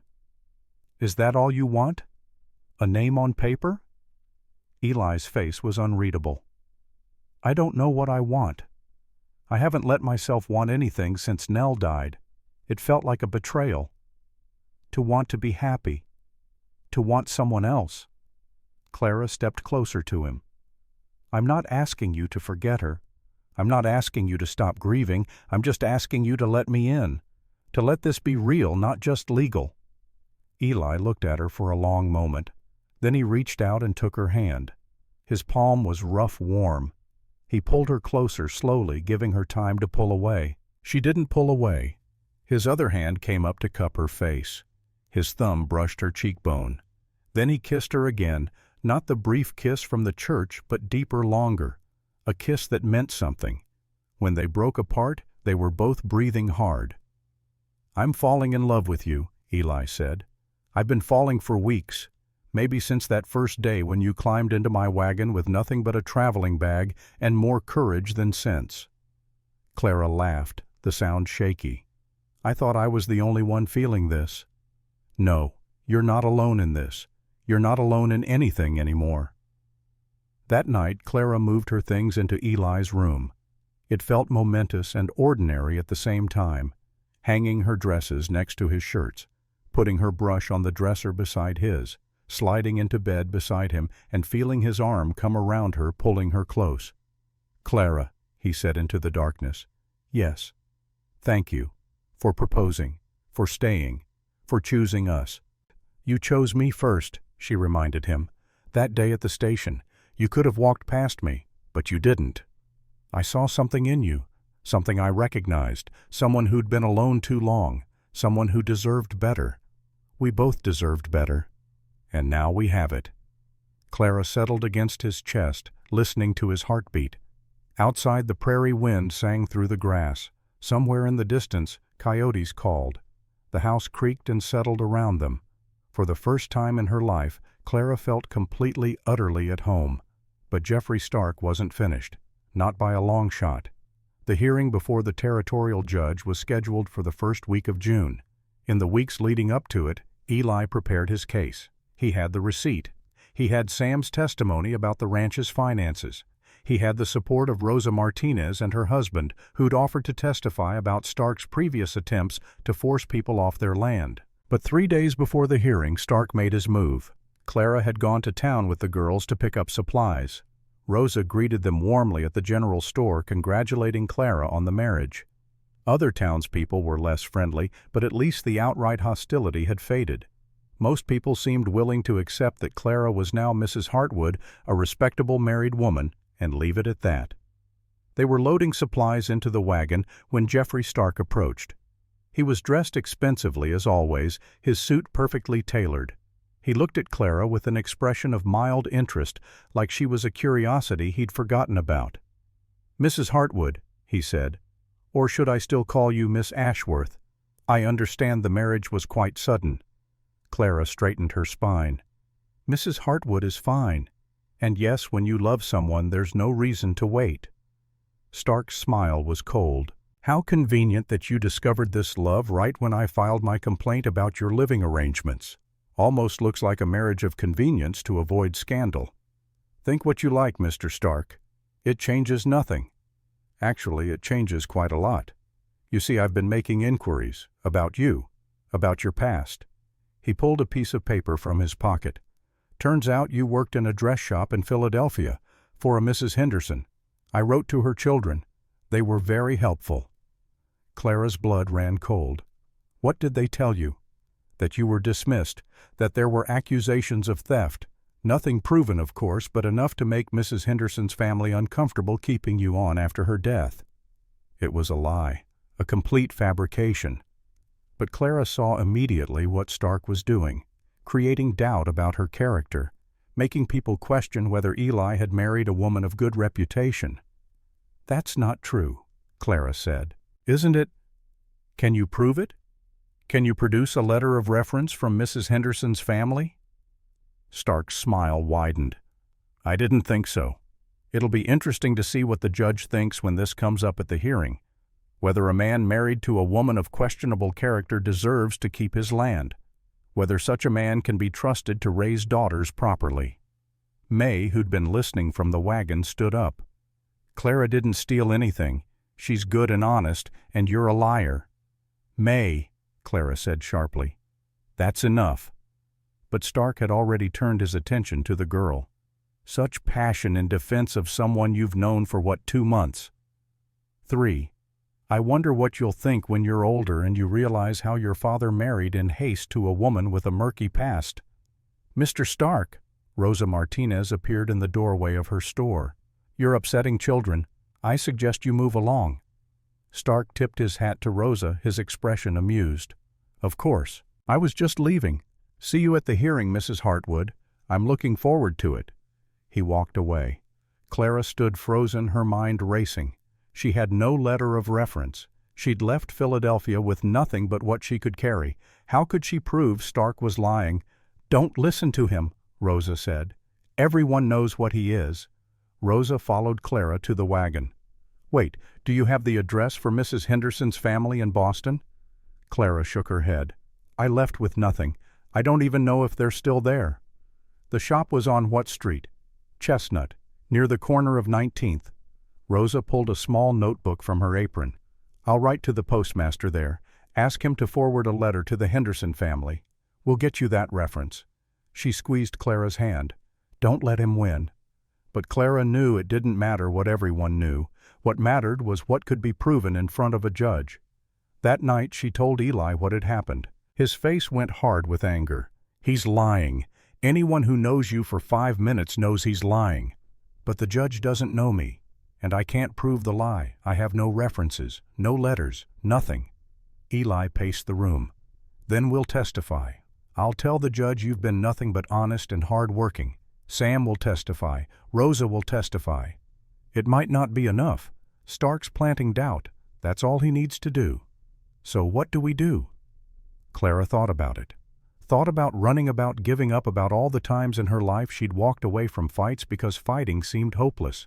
But she was tired of running, and she had more to fight for now than just herself. "We go to the hearing," she said. "We tell the truth. We let the judge decide, and if he rules against us, we appeal. We keep fighting until we win or until there's nothing left to fight with." Eli pulled her into his arms. "I'm sorry. I'm sorry I brought you into this. If I'd known what Stark would do, I never would have asked you to stay." Clara pulled back to look at him. "Yes, you would have, because you needed help with the girls, and I needed a place to stay. And somehow out of that practical arrangement, we built something real, something worth fighting for. Don't apologize for that." The hearing took place in the county courthouse, a new building that still smelled of fresh wood and paint. The courtroom was small, with benches for observers and a raised platform for the judge. The territorial judge was a man named Harrison Wheeler, older, with gray hair and sharp eyes that seemed to miss nothing. Jeffrey Stark sat at one table with a lawyer from Cheyenne, a man in an expensive suit who looked like he'd never been within 10 miles of a ranch. Eli sat at the other table with Clara beside him. They had no lawyer, couldn't afford one. Eli would represent himself. The gallery was surprisingly full. Rosa and her husband. Mrs. Briggs looking stern. Deputy Walsh. Old Sam. Half the town, it seemed, had turned out to watch. Judge Wheeler called the court to order. Stark's lawyers stood and presented their case. Eli owed $800 in back taxes on water rights. The county records showed no payment. Eli's ranch should be sold at auction to settle the debt. Then Eli stood. He was nervous, Clara could see it in the set of his shoulders, but his voice was steady as he presented the receipt. passed it to the judge, explained that he'd paid in full last April, that the county clerk must have made an error. Stark's lawyer objected, claimed the receipt could be forged, claimed the county seal looked irregular. Judge Wheeler examined the receipt carefully. "This seal looks legitimate to me." "With respect, Your Honor, Mr. Hartwood had months to prepare for this hearing, months to create a false document." "Are you accusing me of forgery?" Eli's voice was dangerous. "I'm suggesting the possibility." The judge held up his hand. "Enough. I'll take testimony. Mr. Hartwood, do you have witnesses who can speak to your character and the legitimacy of this payment?" Sam stood. Testified that he'd been with Eli when he made the payment. Remembered the date, the amount, the clerk who'd processed it. The clerk's name was William Foster. He'd since left Laramie, moved to Denver. Rosa's husband testified that Stark had tried similar tactics with other ranchers, creating false debt claims to force land sales at auction, then buying the land cheaply. Deputy Walsh testified reluctantly that he'd heard rumors of Stark bribing county officials. Then Stark's lawyer called his witness, Mrs. Dorothy Briggs. Clara's heart sank. Mrs. Briggs had been cold to her from the start. What would she say? Mrs. Briggs took the stand and looked directly at Clara. Her expression was unreadable. "Mrs. Briggs," Stark's lawyer said, "you run the boarding house in Laramie. You're aware of comings and goings of reputations. What can you tell us about Mrs. Hartwood's character?" Clara held her breath. Mrs. Briggs was silent for a moment. Then she said, "When Mrs. Hartwood first came to Laramie, I was suspicious of her. A woman alone coming west to marry a man she'd never met, rejected publicly at the station. It looked desperate. It looked like someone running from something." Stark's lawyer smiled. "And your suspicions were confirmed?" "No." Mrs. Briggs looked at him. "They were proven wrong. I watched Mrs. Hartwood over these past months. I saw her go to the Hartwood Ranch. I saw her at church with those girls who clearly adored her. I saw her in town always polite, always honest, even when people were rude to her. And I'll tell you what I told her on her wedding day. I knew the moment I saw her that she was meant for this place. She's got the kind of strength this territory needs, the kind of honesty." She paused. "Mr. Stark rejected her because she didn't come with money or connections. But Eli Hartwood chose her because he saw what she really was, a woman of character, a woman worth building a life with." The courtroom was completely silent. Stark's lawyer recovered quickly.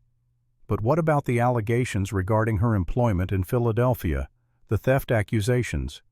"What about them?" Mrs. Briggs said. "I heard those rumors, started by Mr. Stark, I might add, but I also heard from Mrs. Martinez, who wrote to the Henderson family herself.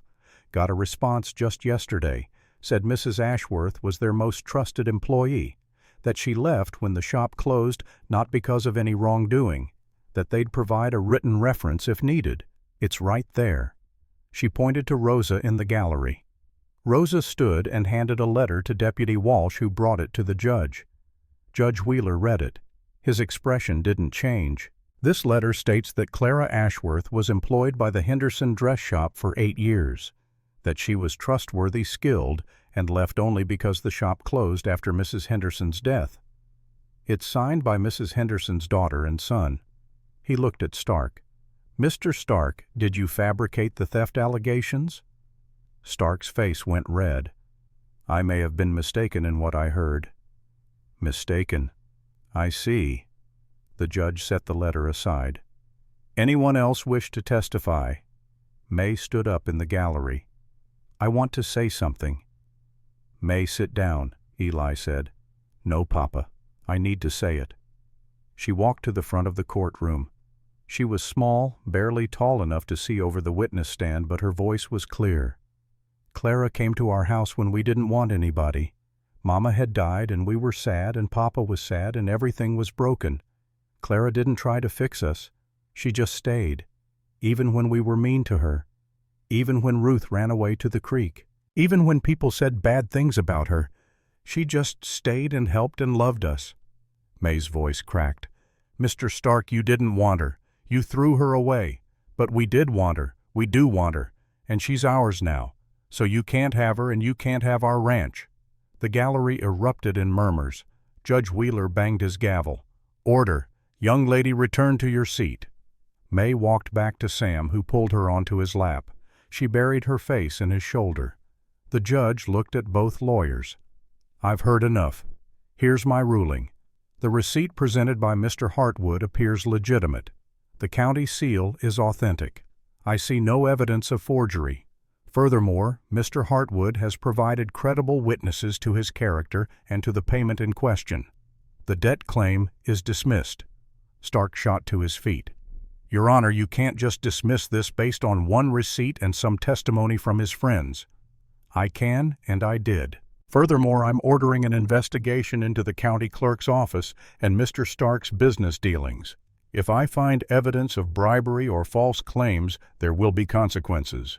The judge's voice was cold.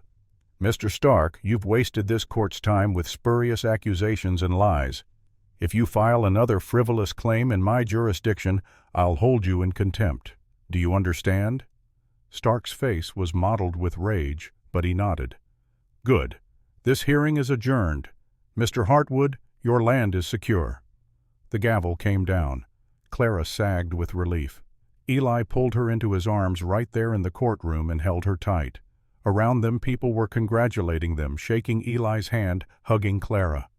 May and Ruth pushed through the crowd and wrapped themselves around Clara's legs. She knelt down and held them, all three of them, crying with relief. We won, Ruth whispered. We did, Clara said. Mrs. Briggs approached. Clara stood to face her. Thank you, Clara said, for what you said. You didn't have to do that. Yes, I did. I've lived in this territory 30 years. I know who builds things and who destroys them. You're a builder, Mrs. Hartwood. We need more like you. She paused. I was wrong about you. I judged you before I knew you. I'm sorry for that. Apology accepted. They walked out of the courthouse into bright June sunshine. Stark was already gone, his lawyer hurrying after him. People were still congratulating Eli, talking about the judge's ruling, speculating about what the investigation would find. But Clara just stood and breathed in the warm air and felt the weight of fear lift from her shoulders. They'd won. The ranch was safe. Her family was safe. Her family. When had she started thinking of them that way? But she had. May and Ruth were her daughters now, legally and emotionally. Eli was her husband. Sam was family too, the wise grandfather figure every family needed. This was hers. They were hers. She was theirs. Let's go home, Eli said. They rode back to the ranch in a wagon full of people. Sam drove singing an old trail song. May and Ruth sat in the back laughing and waving at people they passed. Eli sat beside Clara, his hand covering hers. When they reached the ranch, Sam unhitched the horses while Eli carried Ruth, who'd fallen asleep on the ride, inside to bed. May followed, yawning. Clara stood in the yard and looked at the house, the barn, the endless prairie beyond. Home. This was home. Eli came back out and stood beside her. What are you thinking? That I came here expecting nothing, and I got everything. We got lucky. The judge could have ruled the other way. It wasn't luck. It was people seeing the truth. Mrs. Briggs, Rosa, Sam, May, all of them told the truth about who we are, and the truth was enough. Eli pulled her close. I love you. I should have said it before. Should have said it the day I proposed, except you proposed first. He smiled. I love you, Clara. Not because you stayed, not because you helped with the girls, but because you're brave and honest and you chose us when you didn't have to. I love you too. I have for weeks. Maybe since that first day when you offered me a room with no strings. Maybe since the night you left water and bread outside my door when you heard me crying. Maybe since you trusted me with the truth about Nell. They stood together as the sun set, painting the sky in shades of orange and gold. The prairie grass moved in waves. Birds called their evening songs. Peace settled over the land like a benediction. Inside, May and Ruth were already asleep in their room. Clara checked on them, pulled their blankets up, kissed their foreheads. They didn't wake, but Ruth smiled in her sleep. That night, Clara and Eli lay in their bed with the window open, letting in the cool night air. They talked about the future, about expanding the herd, about building a new barn, about maybe someday having more children. May asked me yesterday if we were going to have a baby, Eli said. What did you tell her? I told her we'd see, that these things happened in their own time. Clara turned to face him. And if we did? Would you want that? Yes, I think I would. Not right away, maybe. But someday. A brother or sister for the girls. Someone who's ours from the beginning. Ours, Clara repeated. The word felt right. I liked the sound of that. They fell asleep, tangled together, the future stretching ahead of them, full of possibility. 2 weeks later they had a real wedding. A small ceremony at the church with Reverend Matthews presiding. Clara wore a dress she'd made herself from green fabric Rosa had ordered special from Denver. The same green as the silk dress in Nell's box, but simpler, more practical, more suited to a rancher's wife. May and Ruth scattered wildflowers along the aisle. Sam gave Clara away, walking her up the aisle with his arm linked through hers. Rosa and her husband stood as witnesses. Mrs. Briggs came and brought half the town with her. When Reverend Matthews asked if Clara took Eli as her husband, she said, "I do," for the second time, but this time it felt different, more real, more permanent. And when Eli kissed her, it wasn't the brief kiss from their rushed courthouse wedding. It was deep and long and full of promise. Clara noticed Harriet Bowen standing near the door alone. Stark was nowhere to be seen. Their eyes met briefly, and Harriet gave the smallest nod before slipping out. At the reception in the church hall, people came up to congratulate them, to welcome Clara officially into the community, to tell stories about Eli as a younger man, to marvel at how happy the girls looked. Mrs. Briggs pulled Clara aside. "I knew the moment I saw you," she said, "at that creek when I heard what happened with Ruth. I knew then that you were the kind of woman this territory needs, the kind who shows up when things are hard, the kind who stays." "Thank you," Clara said. "That means more than you know." The party went late into the evening. May and Ruth danced with Sam, stepping on his feet and giggling. Eli danced with Clara, still terrible at it, but trying anyway. People ate and laughed and celebrated. As the sun set, Eli and Clara slipped away from the party and walked to the edge of town where they could see the prairie stretching out to the horizon. "Do you ever think about that day at the station?" Eli asked. "When Stark rejected you?" "Sometimes." "Do you ever wonder what would have happened if he'd chosen you?" Clara thought about it. About the life she would have had with Jeffrey Stark.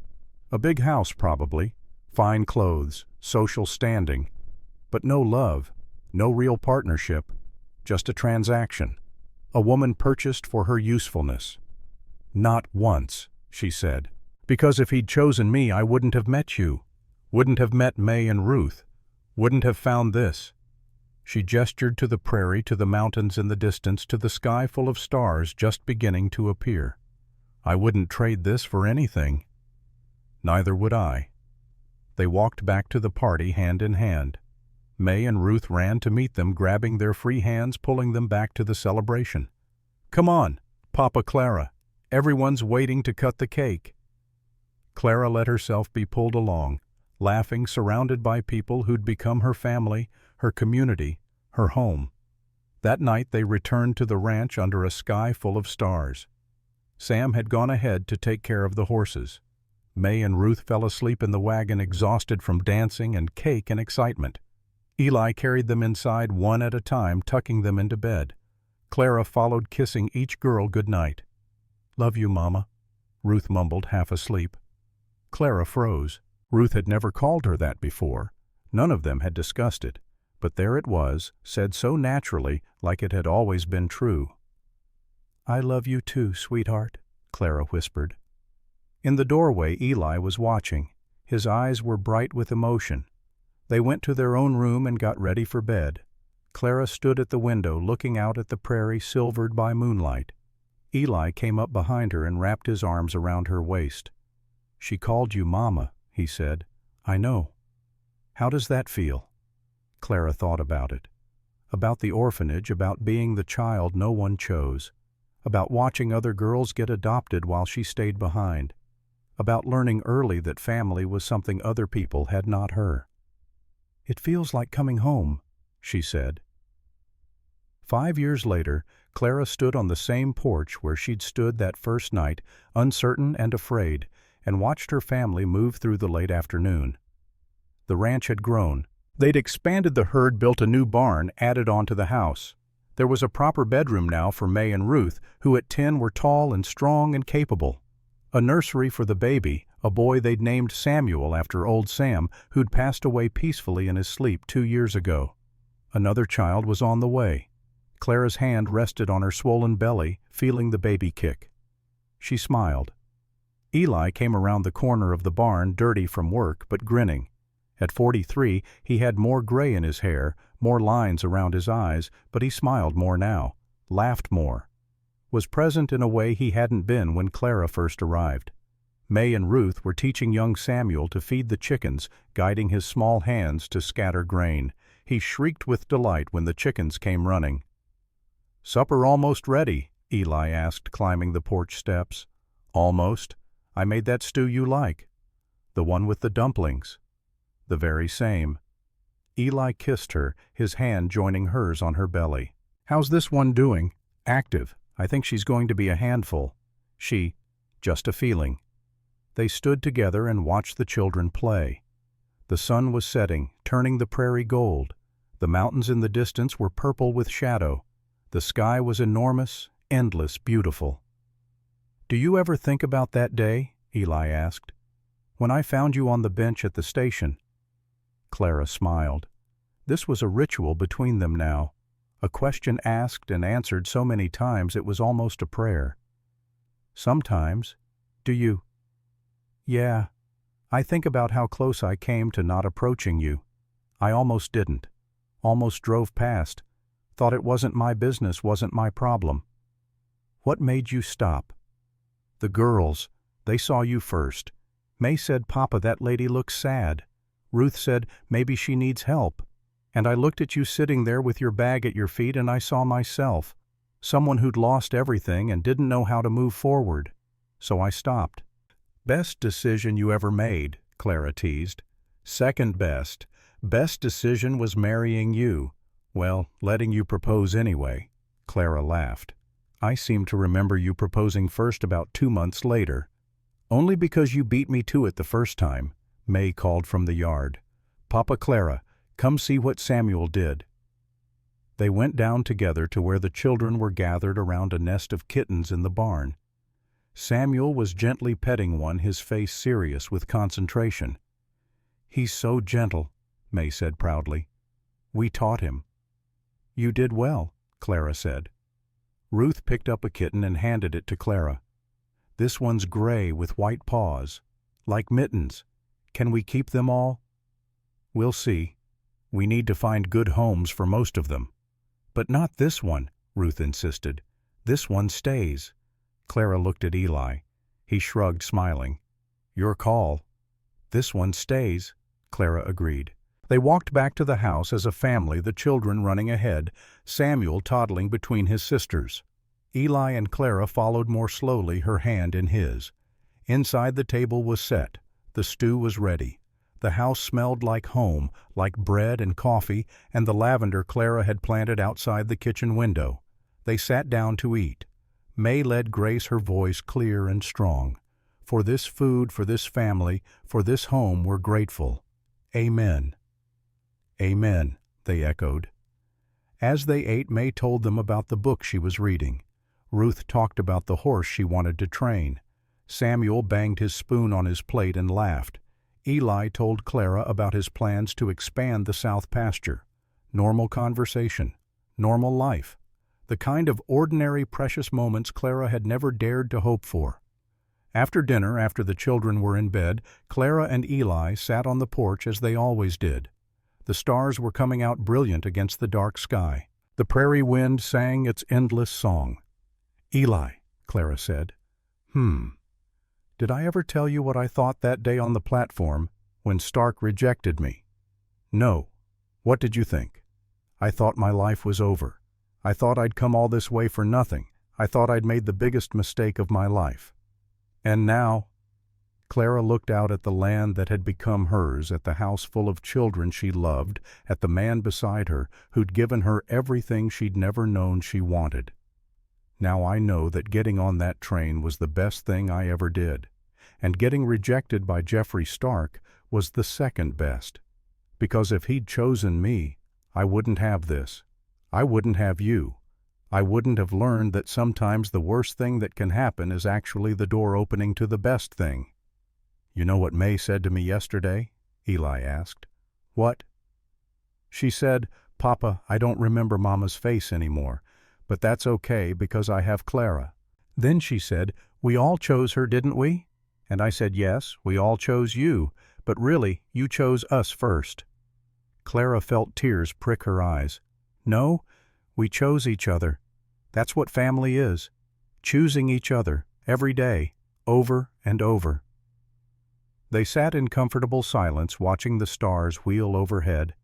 Somewhere in the house one of the children cried out in their sleep and settled again. The sounds of home. The sounds of belonging.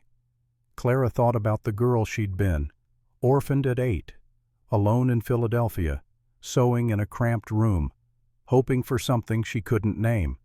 That girl had gotten on a train to meet a stranger, had been rejected, had stood on a platform with 40 cents and no future. And that girl had survived, had taken the hand of another stranger, had climbed into a wagon, had chosen to stay when leaving would have been easier. That girl had become this woman, a wife, a mother, a rancher, someone with deep roots and a full heart and a future that stretched out bright and certain. Clara, Eli said. Yes? I love you. I know I say it all the time, but I need you to know. You saved us, me and the girls. We were just surviving before you came. Now we're living. You saved me too. I was drowning and I didn't even know it. You threw me a rope. You let me climb aboard. You gave me a reason to keep going. We saved each other then. Yes, we did. They went inside together, checked on the children one more time. May was sprawled across her bed, covers kicked off. Ruth slept curled in a tight ball, one hand clutching her pillow. Samuel was on his back, arms flung wide completely, trusting in sleep. Clara adjusted May's covers. Eli tucked Ruth's arm under the blanket. They stood together looking down at Samuel, this miracle child who'd come from their love. 2 more, Eli whispered. Maybe 3. Let's see how this next one goes first, Clara whispered back. They went to their room and got ready for bed. Eli helped Clara with her buttons, his fingers gentle on the fabric. She leaned back against him, feeling his warmth, his solidity, his presence. Thank you, she said. For what? For seeing me. That day at the station. For seeing past the dirt and the fear and the failure. For seeing that I was worth saving. You were always worth saving, Clara. I just gave you a place to land. You did the rest. She turned in his arms and kissed him, deep and slow and full of 5 years of love and partnership and choosing each other every single day. They lay down together, her head on his chest, his hand on her belly where their child grew. Eli, she said into the darkness, If someone asked me now what I'm most grateful for, do you know what I'd say? What? Getting on the wrong train, meeting the wrong man, being rejected in front of half the town, because all of that led me here, to the right place, the right man, the right life. It wasn't the wrong train then, it was exactly the right one. Just took you to a different destination than you expected. Clara smiled in the darkness. The best destination. The one I didn't know I was looking for. Outside, the prairie wind sang through the grass. The stars wheeled in their courses. The land stretched out endless and eternal. And inside, a family slept, choosing each other in dreams, as they chose each other in waking. Bound not by blood, but by something stronger. By choice. By love. By the daily decision to show up, to stay, to build something lasting together. Clara Ashworth Hartwood, who'd been orphaned at 8, who'd been alone for 18 years, who'd traveled across the country to be rejected by a man who couldn't see her worth, had finally found her home, not in a place, in people. in the family she'd chosen and who'd chosen her back, in the life she'd built with her own hands from nothing but hope and courage and the willingness to try. She closed her eyes and let sleep take her safe in the knowledge that tomorrow would come and she would face it surrounded by love. That's all anyone needed, really. To be chosen, to belong, to matter. And Clara Hartwood mattered. To Eli, to May and Ruth, to Samuel and the baby growing inside her, to this community that had accepted her, to this land that had tested her and found her worthy. She mattered, she belonged, she was home, and that was everything.